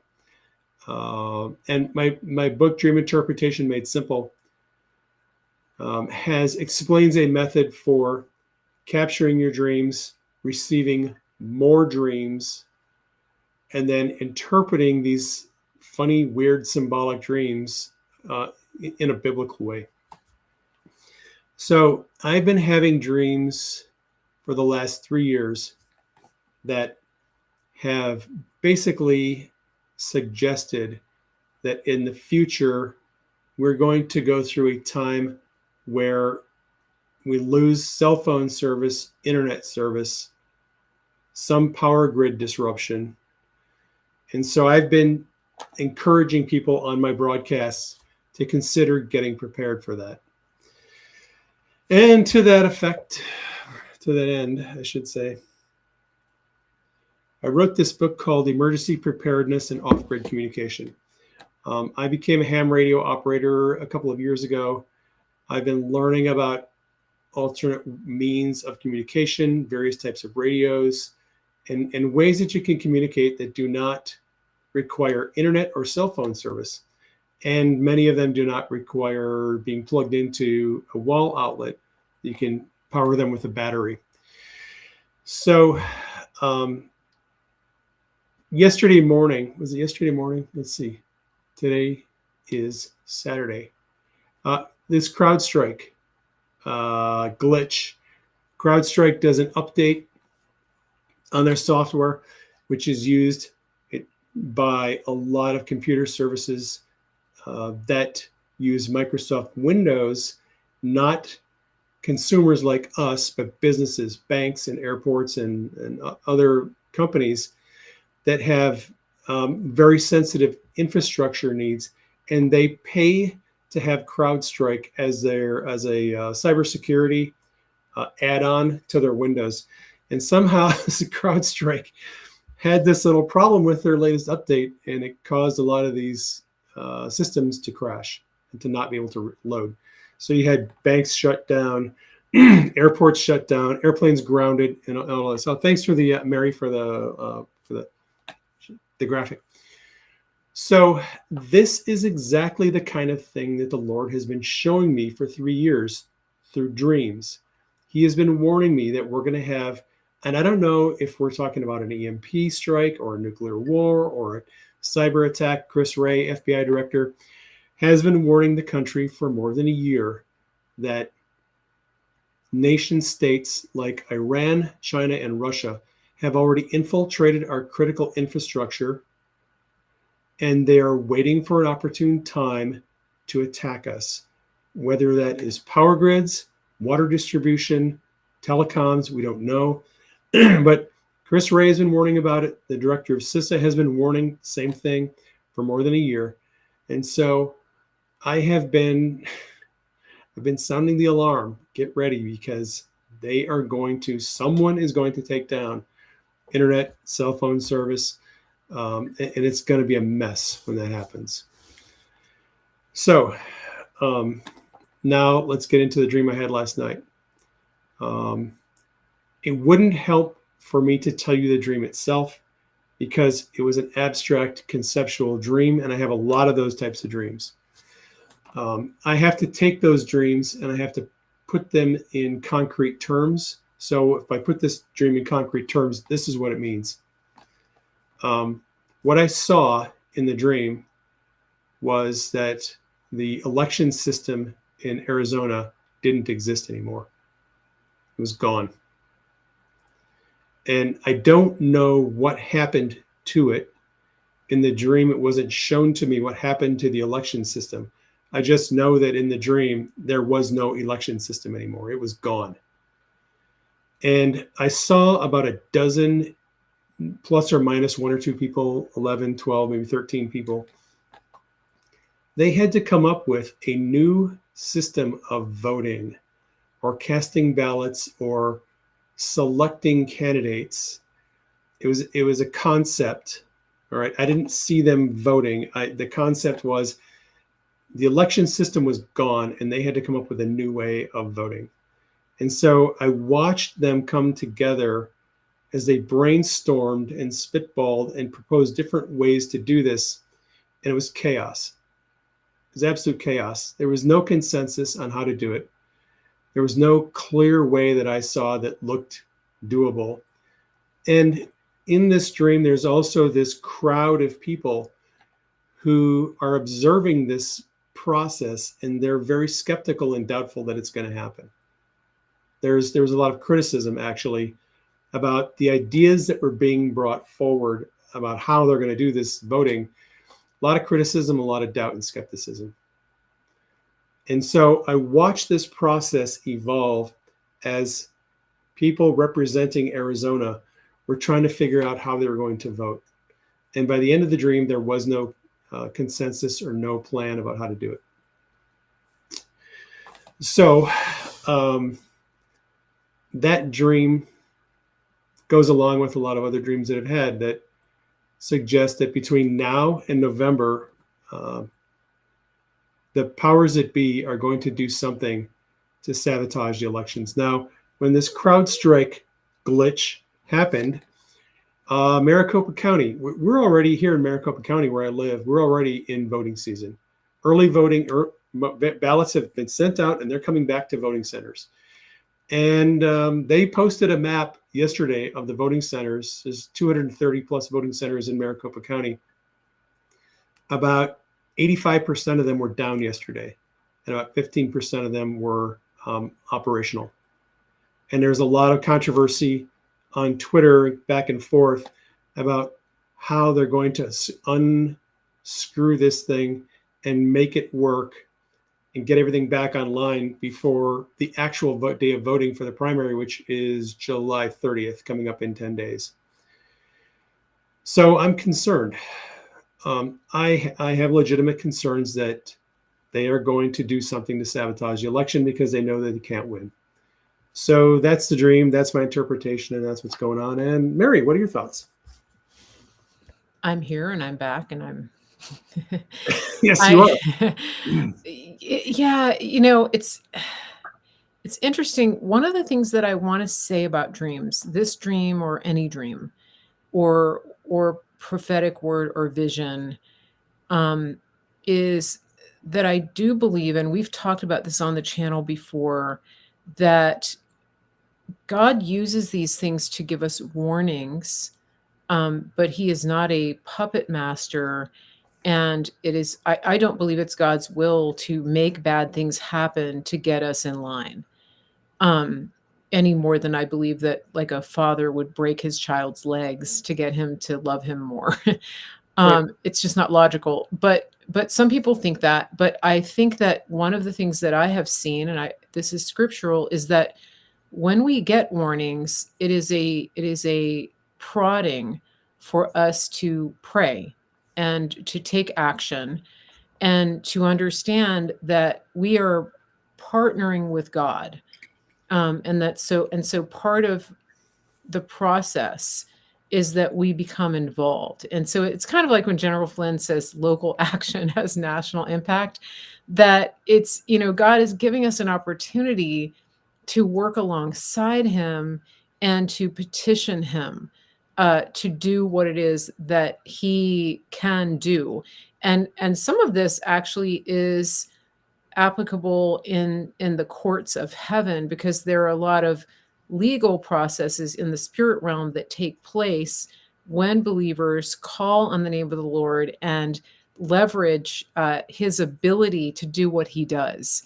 And so it's not unlike going into a court of law and reminding the judge, this is what you said, or this is how the system and the legal system works. And so, for example, when it comes to the cross of Jesus Christ, that was a legal transaction. And sometimes we forget that that's what happened. And that when the word of God says that he was the propitiation for our sin, that's a legal term. And so I don't want to get too deep into the weeds on that. You actually have a book on going to the courts of heaven. But this is something that as believers I want to urge people to understand, that a dream or a vision or a prophetic word is not necessarily a foregone conclusion, Right. that it's an opportunity and an invitation to go to God in prayer and to petition him in prayer. And we have seen throughout scripture times that the course of history has been changed by the prayers of the people. Well, Jonah was sent to Nineveh Yeah. to warn them that God's going to destroy your city. And they repented and they prayed and they asked God to have mercy, and God didn't destroy them. Right. Yeah. Yeah. So yeah, the key thing there with dreams is sometimes God will show you what is going to happen. Sometimes he'll show you what may happen if you don't make a change, intercede, pray, whatever. Yeah. So I can't say 100% that we're not going to have elections here in Maricopa County. I can Mhm. say the dream is concerning, and Denise Mhm. and I are already praying into that dream. Okay, and I have a question. This is from the chat from Debbie. She's one of our um, long-time listeners on Facebook. She says, "How do you know the difference between a dream that's a warning and one that's just a dream?" Okay, it's my view that the just a dream is a bad way to categorize dreams. Okay. Um, when you look at dreams, you should try to categorize them by the source. Where do they come from? So there are generally three sources of dreams. There is a dream from God. There are dreams from demons, and there are dreams that our soul makes up. Right. So soul dreams actually have a kind of a unique feel and some characteristics that are sort of give you a clue that it's a soul dream.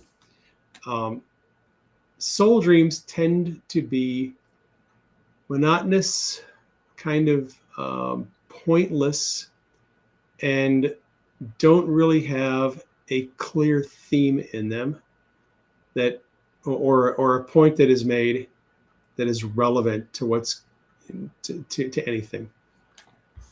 And It's my, again, my belief. I'm not dogmatic about this. You're welcome to disagree with me. I believe that most people's dreams are primarily divine dreams from God. I think most people have a lot more dreams from God than they realize. And I think a lot of people attribute divine dreams to being just a dream. I think God is talking to people a lot more often than they realize. They just haven't sat down and come to an understanding of how to decode those dreams. So there are soul dreams, just a dream, and there are demonic dreams. And demonic dreams are also very distinct and different from divine dreams. The key issue in a demonic dream is you'll normally feel an emotion that is negative.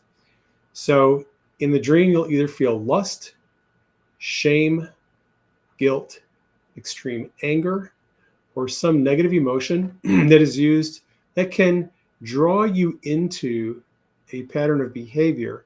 And that's what the enemy tries to do with when you get dreams from demons. The enemy is trying to draw you into an ungodly behavior, whether it's pornography or self-condemnation with shame, dreams where you feel shamed. There is usually a negative emotion in those demonic dreams. They're usually, the colors are either very dark, a lot of black. People in the dreams may be wearing black skin, black eyes, black hair, a lot of dark, muted tones in demonic dreams.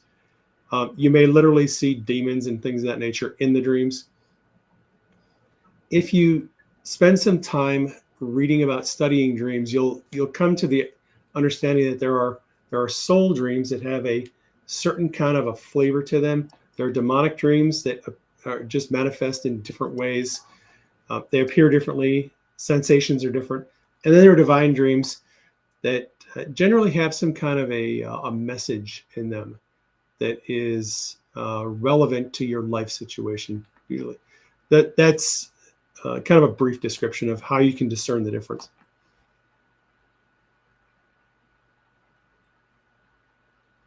Sorry, I had myself muted. Debbie has a lot of questions, and I think a lot of people probably do as we go into this topic. I wanted to use this opportunity to let people know that Dave has a prolific body of work in both writing and videos, which you can find on his website. He has two websites, and he also has a Telegram channel. And Dave is a writer and a teacher at heart. And so, Dave, can you tell us what's the best place for people to find your teaching on dreams and spirituality, and how to get dialed into that, and also a little bit about your Telegram channel, because that's really a great resource. Yep. So yes, I'm a teacher. I am an Ephesians 4:11 and 12 guy. The Lord appointed some to be apostles, prophets, pastors, teachers, evangelists, for training and equipping the saints for the work of ministry. I do training and equipping. That's what I do. I train and equip people for supernatural ministry, whether that is physical healing, emotional healing, deliverance, receiving revelation from God in the form of dreams and visions, all of the supernatural fun stuff that God wants to do with us. I teach on those subjects.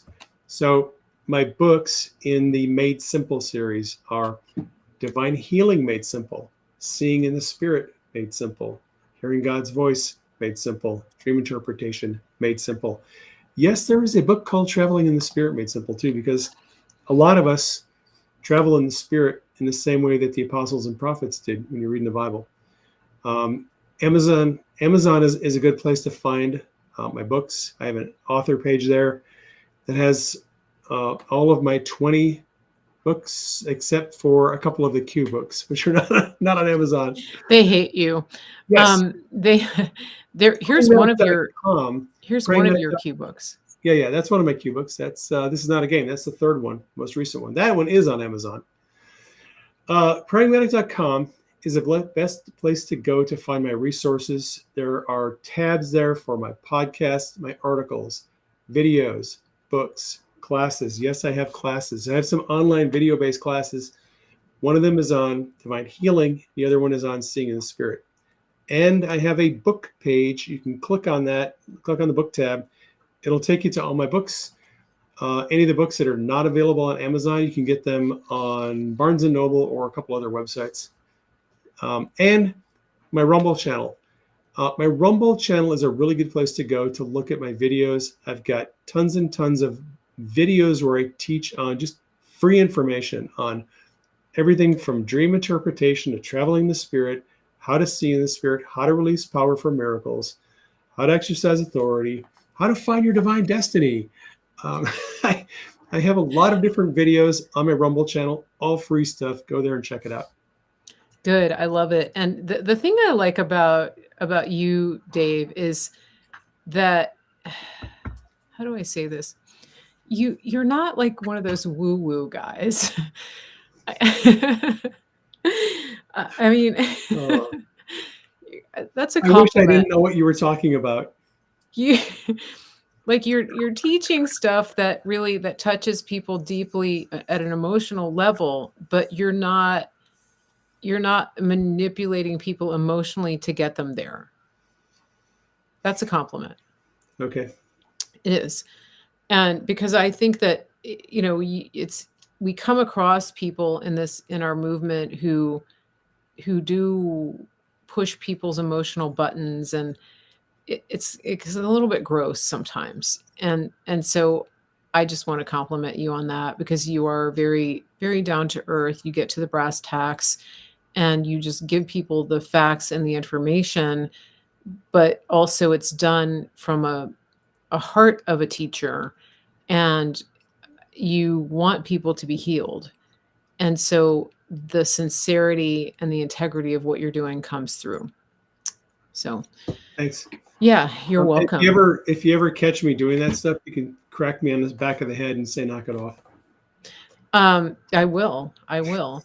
I want to jump over to the Rumble chat for just a second. My Rumble chat doesn't show up in the feed on my software, which is why I'm not always, if it looks like I'm looking off to the side, it's because I'm, looking at a bunch of different things at one time. I'm wearing all the hats. Maritac just gave us a $10 super chat. That's awesome. Thank you. And says prayers for our nation. So yes, we do want to pray for our nation. So thank you for that. I don't know if anybody knows, you can give super chats on Rumble, and you can also give stars on Facebook. There's a way to do that, and all of portion of that goes to the channel. And I also have a subscription now on Facebook. You can subscribe to my exclusive community on Facebook, and you will be able to get better connection with me and more exclusive content and things like that. So that's a new thing. And they decided that they like me, and they made me eligible to have a subscription tab. I know. I think Zuckerberg is changing. Kat Kerr said a long time ago that she's been praying for Mark Zuckerberg, and she's been active on Facebook, and she just talks to him when she does her live streams. Like she's a grandmother, right? So she's Yeah. Yeah. telling him, like, you can change and you don't have to stay this way. So Hey, Mary. yeah. What do you think about the change in Elon Musk over the last year? It's amazing. It's amazing. I It think is, isn't it? he has a ways to go. But I think, considering that he's such an egghead, and sometimes, like, the first time I ever heard him talk, I was so annoyed because he's just kind of spacey. But He's a geek. yeah, Yeah. he's a geek. So, but seeing him come out and endorse Trump wholeheartedly over within minutes of the assassination attempt, I thought that spoke volumes. And He's apparently donating $45 million a month to a PAC for Trump. 45 million a month. I didn't know it was a month. I It's knew a he was doing month. a big donation. No, The Wall other Street thing, Journal was reporting that he committed to 45 million a month. oh my gosh. So Yeah. the other thing that I think is remarkable is that was so funny is that he's just been trolling the left like crazy this week on X, especially Yep. with everything that happened, like the slanted roof, all of the excuses that we're seeing for the Secret Service not doing their job. He's Yeah. just been trolling like crazy. Speaking of donating, I did want to say one thing about Zuckerberg, is that there was so if you're not sure what I'm saying when I refer to Zuckerberg, he's saying basically that what he witnessed in Trump was that it was really one of the most badass things he's ever seen. And but the other thing he said in the snippet that I caught, and I don't think a lot of people caught this, is first of all, he said he's not endorsing, but he did say that he in the very beginning of this clip, he said in the past I've done things directly with elections. I'm giving you what I think I heard. I've got to go back and listen, but I heard the basically same thing. he was saying I'm not involved this year in the way that I've been in the past, which for those who didn't get it back in 2020, he financed these operations to do ballot harvesting and drop boxes, millions, hundreds of millions of dollars that he put into the left's effort to steal the election. So this is huge. So I just wanted to point that out. I didn't want to forget about it. But look at going back to Elon Musk. I mean, there's a lot of controversy around him, right? Around the AI, around things he said in the past. I have friends who don't think he's a good guy, who think that he's on the wrong side of history, but but I think that he's moving in the direction of freedom, and he is a proponent of free speech. Now, it would be really nice if he would restore some of the accounts that people got suspended, and he said he would restore them. I'd like to see him keep his word on that and on some other things. But I mean, he's dealing with, I mean, talk about herding cats. He bought a platform that is just staffed by thousands of blue-haired meanies who basically hate themselves and hate freedom and free speech. And so he's had to deal with that. And I think it's amazing. Um, and so we'll see what happens, but keep him in your prayers, everybody. Pray for Yeah. him, pray for his safety, pray for Mark Zuckerberg. One of the things that I have always said about Facebook, people tell me, get off Facebook, get off Facebook. And my answer to that is it actually belongs to us. Facebook belongs to us. It was paid for and created by the US government, and it's ours. And I'm not giving it back. I am praying that we take it back. And so, Dave, it's There you true, go. right? It's Hey, I have a ours. Facebook page. I Yeah. sometimes post on it. Come on, I'm with you. Well, yeah, and there's a lot of people on Facebook that I mean, I have seen a major shift in the people that I interact with on Facebook. People are awake, and Facebook has, aside from X, it really is the biggest platform in the world that has more uh, users than any other social media platform. And so, as Christians, why would we walk away from that opportunity to spread the truth? Now, do they censor us sometimes? Yeah, they do. And do they make it hard to do our job? Yes, they do.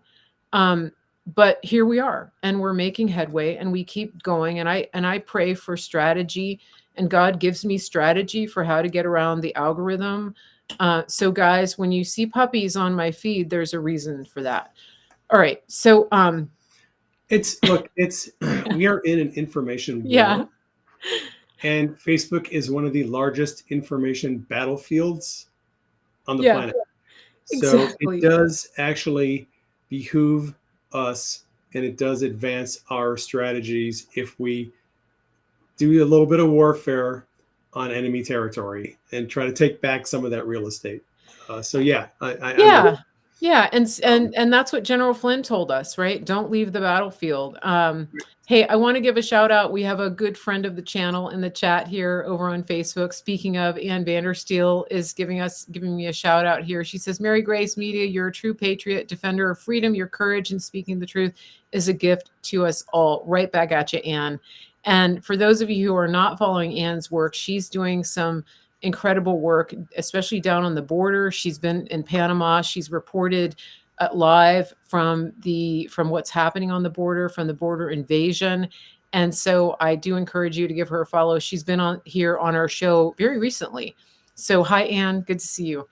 Um, all right. So where are we going to go now? I wanted to ask you quickly about something that somebody asked, and this is I want to talk about the RNC and the very end of the RNC after Trump's speech. We heard an opera song. Nessun Dorma. Yes, and people are wondering why opera. And this is amazing. Of course, the Anons were right on it right away.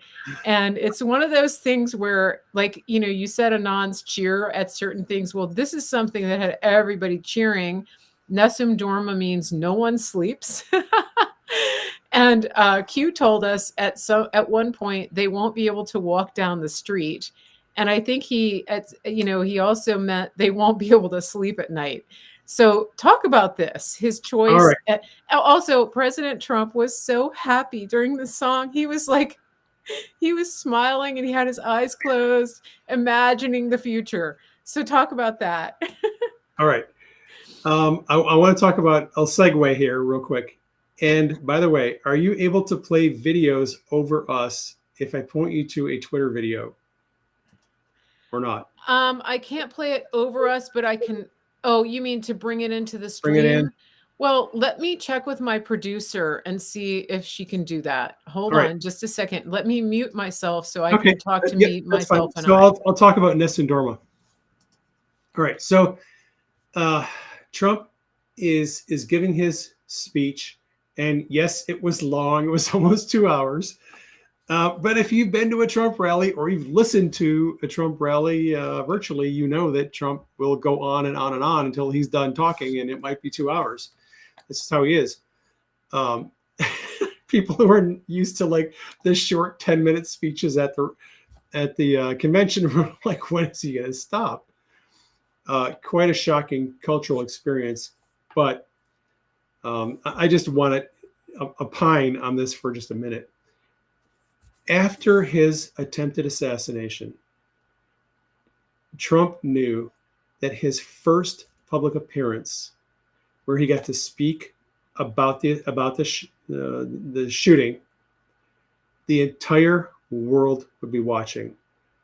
People on the left, people on the right, people in the middle, people of all from different countries around the world, people were going to be listening to what Trump was going to say.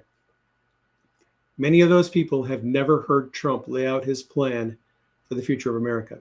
So I think it was brilliant to just basically do a rally speech where he talks about geopolitics, what's going to happen in North Korea, and what will happen in Afghanistan, and what happens here, and what about domestically, and how about the border, and all of his issues. For people who are used to listening to Trump talk and like, oh, this is another rally speech. Yes, okay, but this message was not for you. As Q remind us, sometimes not all messages are for Anons. You can't take everything that Trump says and think that that is a message for you. A lot of what Trump said at the RNC was he was messaging other people who have never heard him talk. So let's get to Nessun Dorma. So at the end of his message, the psalm comes on, and it's a guy. He's an opera singer. He's there in the auditorium, and he's singing this opera song. And it's this song called Nessun Dorma.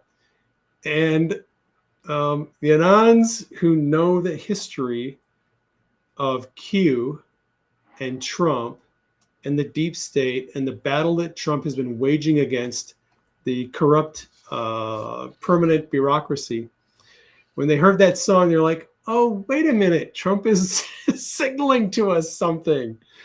Like he closes out the RNC with this song it's the song at the end of the film, Sum of All Fears. All right. I have been reminding people for 3 years that the film Sum of All Fears has a major message for us. To wit, the basic plot line of Sum of All Fears is Clancy novel and then turned into a film. Um, a couple of evil people who are still holding on to the Nazi fascist ideology hatch a plot to take over the world, control the world. And that Q has suggested, because if you go through the Q posts, you'll see Sum of All Fears as a signature in at least 7 or 8 posts. And those messages that have Sum of All Fears at the bottom are talking about this idea that is actually happening right now, where there are people in positions of power who want to create a fascist superstate. That's their end game. That's their goal. Nancy Pelosi talking to you. So the plot of the movie is they launch, these bad guys steal or buy sort of a nuclear warhead, and they find a way to weaponize it, and they detonate a nuclear warhead in the United States at an event that the president is attending. And it's a false flag attack. False flag means it is an attack that is made to implicate somebody other than the person who actually pulled it off. So these guys set this whole thing up to make it look like Russia detonated a nuclear bomb to try to kill the president in the United States to start World War III. And then the film plays out, and there's this back and forth about, is World War III actually going to happen? And the film has a happy ending, more or less, and it closes with the song Nessun Dorma, as all of the deep state traitors are rounded up to the song Nessun Dorma. Okay, so that song, in the minds of researchers and Anons and Q followers and probably Trump, are we able to do the video or not? She's got herself muted. I haven't figured out how to bring it in, but if there's a tweet, okay, it's a tweet.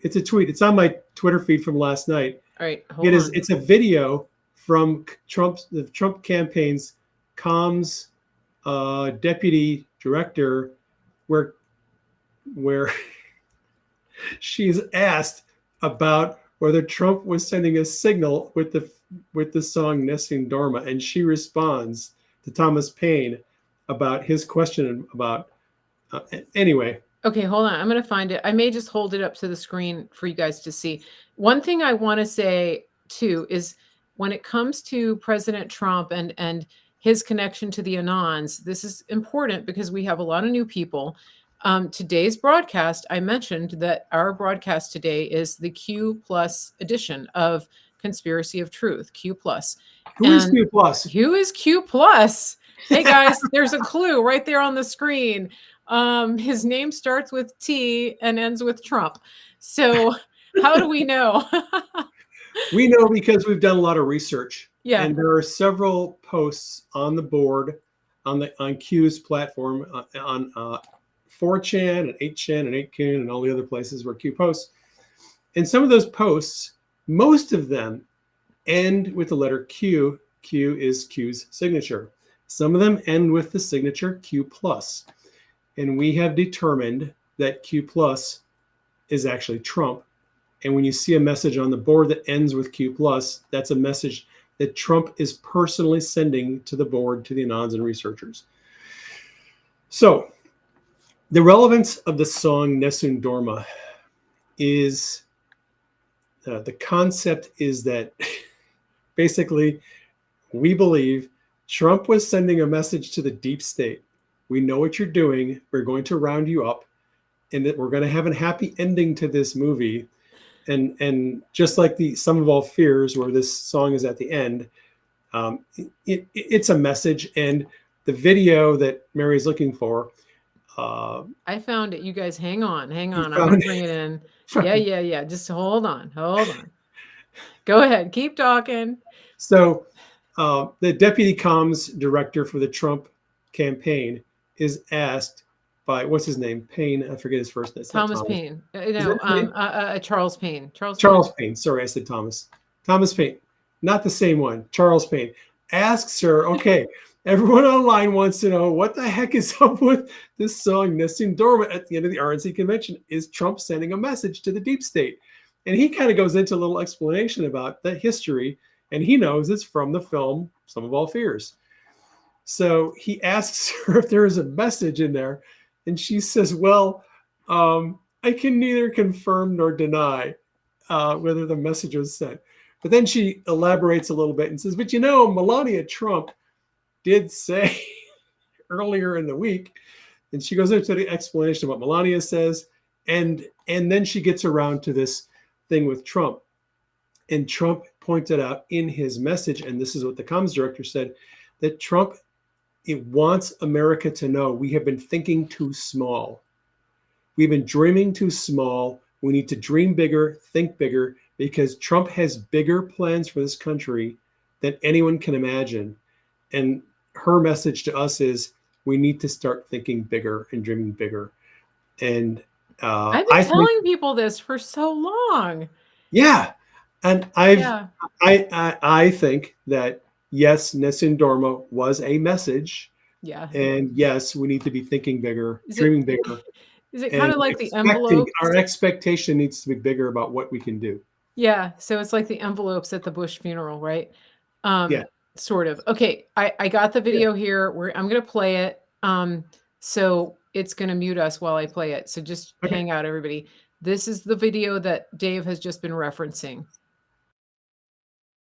Let you go because there's an interesting theory out there that Trump picked the last song, right, Nessun Dorma, to send a message to deep state actors, in part because it was at the end of the movie Some of Our All Fears, and we know that movie was about getting rid of terrorists and deep state actors. You're part of the communications teams. Have you guys thought it through that much? I can neither confirm nor deny it's classified. No, I'm just kidding. I'm just kidding. You did hear, though, from First Lady Melania Trump earlier in the week. She mentioned her husband is a lover of music. How beautiful, the drama of opera, so beautiful. But I'll leave you with this. President Trump did say last night, for far too long, the American people have expected and accepted far too little from their own government. We know part of his message is to drain the swamp and return government to being of, for, and by the people. And how poetic and operatic is that? Yeah, and of course, deep state actors beware. Caroline, thank you very much. Talk to you again soon. All right. Deep state actors beware. You heard it from the horse's mouth. Oh, that's good. So that's on Dave's X account. And yeah, so the thing I think that's really interesting here too is Melania was talking about how her husband's a lover of music. And it's so funny to me when people think that Melania is on the sidelines, that she and Trump, are not connected, that she's been absent from this whole process. I mean, I see people saying all the time, well, where's Melania? Where's Melania? First of all, she's raising her son. But secondly, for anyone who thinks that Melania is not dialed in, I don't know what to tell you. I don't know what to say. And, she came up and sort of surprised Trump at the end. And it was the sweetest thing. And all you have to do is look at their body language and you can tell that they're just, they're friends, they're best friends. It's not, this is not somebody that, she's not a trophy wife. She's not just sitting on the outskirts. She's incredibly involved and she's very, very smart. And she has raised her son to be multilingual. There's so much depth to Melania. It's crazy to me that people think that she's just a peripheral, accessory to Trump's ego or presidency. It's crazy. Yeah, the cameras were not on Melania when Trump was talking about his little conversation with the Reverend about his profanity, but I guarantee you she had a Cheshire cat smile when because he has said, "Well, Melania keeps telling me I shouldn't use profanity, but you know." Yeah, I wouldn't be surprised if Melania had some conversations with the Reverend Graham. Yeah, probably. So, and she's been a tremendous influence on him, and it is pretty widely known, at least in the in the circles that actually understand Trump, is that Melania has had a big influence on him even from the start. And a lot of, some people don't know that, she wouldn't give him her number when they first met.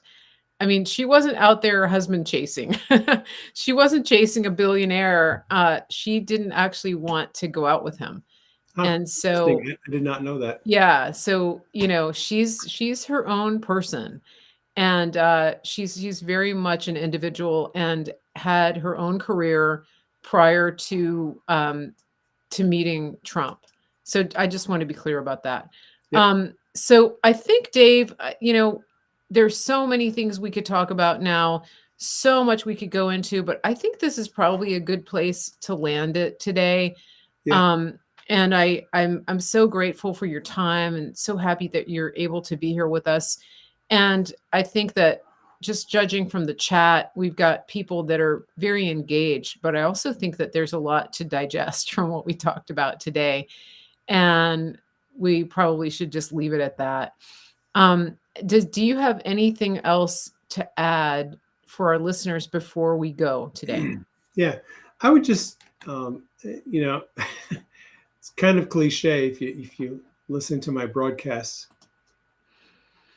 I can't stress enough the importance of praying for Trump, both President Trump, Melania, his security detail, the people on his team. We need to keep them in prayer every single day because there is literally a bullseye on them. They're being targeted by the powers that should not be. And the only way they're going to be kept safe, the only way they're going to be able to make America great again is if we keep them in prayer every day, keep them covered in prayer, declare that the plans of the enemy will be destroyed and God's plans will be established. That is my my exhortation to everyone listening.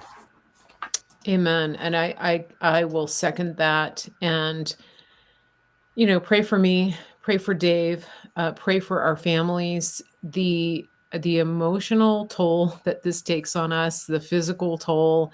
It's you know and I'm not saying this to get sympathy. I just want people to understand that it's very intense, and our calling, part of what we're called to do, is to dig and research and look at multiple sources of information constantly. And because we're doing that, it's a unique calling, and it's very different from some of our friends and family are. And because of that, it's kind of a setting apart, and it's intense. It's a level of intensity that's ongoing, and so we do need prayers for strength, for emotional strength, for physical strength. And I'm just going to be honest with you and tell you that it's been a rough week for me. I'm pretty tired, but I'm going to keep going because it's what I'm called to do, and I know that God will get me through.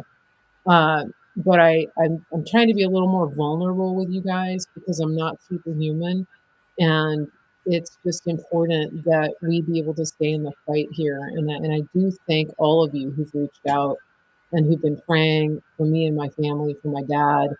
It means a lot, and it doesn't go unnoticed. And so remember also just to follow the channel, get on the mailing list so that you don't miss any more shows, and just you know pray, protect your mind, control your emotions, and allow God to use you in the way that is best for you and your family. But whatever you do, don't put your head in the sand. Don't tune out. Be involved and be intentional about how you're involved. And thank you again, everybody, for being here. MaryGraceMedia.com, PrayingMedic.com. We are on multiple social media channels, and you can follow us on the place where you deem best. Everybody have a great day, and get outside and just get refilled. We'll see you back here soon.